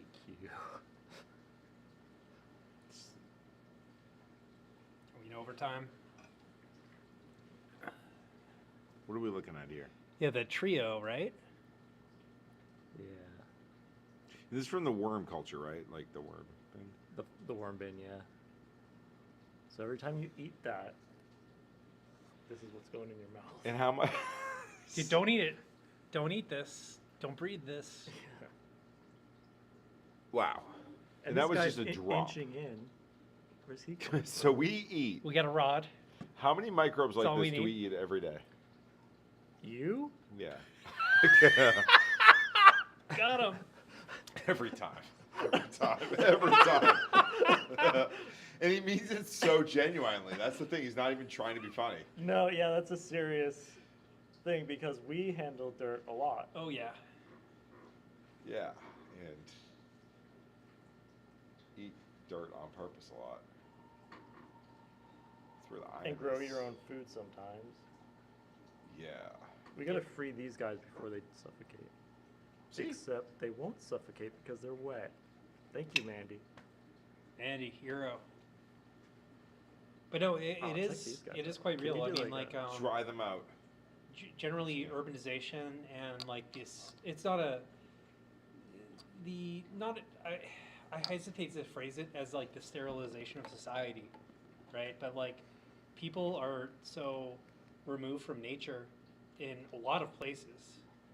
You know, there's still plenty of it, you know, we're still, you know, at the larger scale, but you know, the more you try to kind of like keep your kids away from dirt. Dude, my You know, kids spend a lot of that's- time in dirt, and they have really great immune systems. The robustness of their immune system is super important. Yeah. It, Well, we have, I think, I remember 16 times more likely in, developed nations than third world countries to have allergies, for instance, right? You wanna know Immune something? system's just out of whack. Bad. I had a culture of vinegar eels, and I put a diluted drop of red food coloring in it so that I could like see them better. They all died. Of what? Of red? red food color. Red food coloring. Is Yeah. that the one that recently, like, I'm gonna get honestly- into I'm not politics. I'm not even surprised. going to go there because Yeah, I, have no I opinion know. one I way know or where the you're going with How's it. this But there was a politics? comment about red. So the Someone planning to build. We're not going to talk politics ever here. so there. Oh, wait. What's I that hope. line? I hope. Is that cool? I'm being super. Yes. This is a I vacation agree. from politics on the show. What's So, the but line generally that's going speaking, through our right? screens? Okay, so while we're introduced to a lot of different like poisons in our everyday lives, they're not necessarily a significant factor in terms of our life expectancies and life conditions. While they can improve, generally the improvement is marginal, and you look at the statistics, and like I am a huge believer in terms of statistics, generally speaking. You like facts and data, huh? I like facts and data Fancy boy. over like the larger, because that's like the only way you can. Okay, It's the only way you maybe can I make- am plan of society, right? That's where I'm going. Maybe that's a little political. And yes, sure, we should get rid of everything we can that is against survival. But at the end of the day, you have to look at like trade-offs, and some trade-offs are not worth it. Maybe some good will come. I don't know. Some complicated stuff. It's really complicated. So red food dye though will kill these things though. Is that what we're getting to? That sounds like what we are. And we're cool with yeah, that. It killed my nematodes. Made me sad. So why'd you do it? I wanted to be able to see them better, Okay. and I thought maybe it would stain them. I Stain them to death. mean, how much did you put on them? I diluted it and put one drop in the whole Oh, 8-ounce bottle. was the bottle red after, or The liquid was pinkish, and then they were all dead. just like No, it took a little while. Yeah, it always takes a while. what were they? Vinegar Nematodes? eels. Vinegar. Oh, eels. vinegar. These guys. Eels. What I type thought of it was red dye was it? The one that you get at Stop and Shop. Cool. But maybe it was too concentrated for them because they need specific pH or something. It is always a concentration issue. But then again, would you actually get any benefit from the concentration that would not Here's kill the them? thing. I'd be Right, really no. surprised. You think about if the pH for these guys was 3, right? There are dyes that you can stain That's them so with. far are down safe. the pH line, like where its pH is logarithmic, meaning like it's like 10x multiple. I was right? going to talk about that earlier. Yeah. And so like the shift from 4 to 3 is what 1,000 times more than the shift from 7 to 6, meaning like 3 is so acidic, so like a drop But if you of change, anything's not going to shift the pH. but if you shift the pH of your blood by 0.1, I'm pretty sure you're dead. Really? Yep. What's the, Well, our your blood's pH? entire. Of your blood, yeah. What's our yeah. blood's pH? 6.84. Is that right? Would not anyone out there. Well, so I mean, you think about part of it though is that your human structure and like the cell culture that we are is so complicated and relies on so many signaling, 7.35. like signaling messages that if you disrupt it to that degree of like, hey, now you're acid, now all your signals and all your biochemistry like gets messed up all at once. 7.35 to 7.45 with an average of 7.4. But if you go above 7.45, you're in alkalosis, which is really bad. Like, That'll dissolve your bones. Yeah, if you go, Opposite probably, right? Acidic will probably. yeah, well, I think you can dissolve them either way. Oh, sorry, I thought you meant a decrease. My bad. No, yeah, if you go above 7.45, it's too basic. It's and- You're too basic, Matt. yeah. If you go too low, it's Too simple. acidosis, which is Yeah, that's the one. that's that, ketoacidosis, which is from what diabetics get, and it puts them into a coma. That's why I'm more familiar with that one. Probably. And on that note, Don't go into a coma. Don't put any pH adjustments in don't let your blood's pH shift. Also, by the way, Talking to the camera now. just as a slight thing, so like this, the water supplements and stuff that are out there, like I don't think that they actually affect you as much as like, because your body has controls for regulation of this stuff. Yeah. The pH of what you drink, if it's non-lethal, it doesn't actually influence your internal body chemistry. There are many mechanisms that preserve that Yeah. because of how sensitive it is specifically. Yeah, we have so many ways to buffer it, Yeah. and then it's going right into a vat of acid, which is your stomach. As we do. Check this. Oh boy, why did I do that? Because it looks cool. I love the background. Wait, did it switch cameras? Well, it's clearly this camera. Yeah, that's what I was trying to do right there. Oh, you went to the, yeah. Oh, fair enough. we should, I was trying to do that.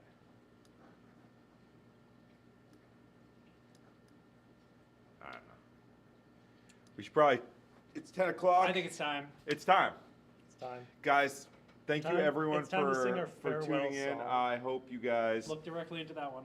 we do sing a goodbye song every time. Oh yeah, I'm gonna look over here. Thank you everyone for joining us. We enjoyed ourselves, and we hope you guys did too. Let us know, what we can do different, or What although you'd we like probably- to see? What you'd like to see, yeah, different. We're not We had an idea for an experiment adept for at changing next week, as right? humans. Yeah, we're thinking pH next week focus? pH. We talked a little bit about this week. Yeah, experiment. We were thinking about should we say anything up this week? Yeah, let's set something up so it's like going for next week, or set something All up right, so we what can we're gonna do is it. we're gonna see what happens if I adjust my blood's pH. All right. So Matt may die, but So if I'm not here we'll next have new week, data. we'll let you know how it goes. Oh, we should make. Let's make some microbes fight our blood cells. I like that. I've got a Lancer. Let's go. Not me. Not. Oh, you mean like No, draw like blood? on a slide, not in you. Well, how do you get my blood? I don't like. Okay. We've Well, got plenty of needles. Dude, I'll bring a Lancer. I'm willing to make that sacrifice. Jeff's gonna be here. Jeff will do it. Dude, we're good. Jeff. I was gonna say I would do it for Jeff, but if Jeff's gonna be here, let's. Jeff's down. He said. Actually, can we see if my blood and Jeff's blood mix? Well, depending on your blood. No, type. on a slide. I don't on know a where slide. this show's gonna go next week. Depending on your blood types, it might coagulate. I think that might be interesting to see as well. All right, well, stay tuned, everyone. Tune it out now, and thank you guys so much. Have a great week, and by all means, let us know if there's ideas or anything you think we should be doing in the week leading up. Can't wait to see you next week. Thank you. Air horn. Oh, wait, yeah. One quick air horn. Let's do it all. Party noise. DJ air horn. Close it with the Glockenmichael or whatever that was. Glockenspiel. Glockenspiel. Shouts out to my Woo! Glockenspielers.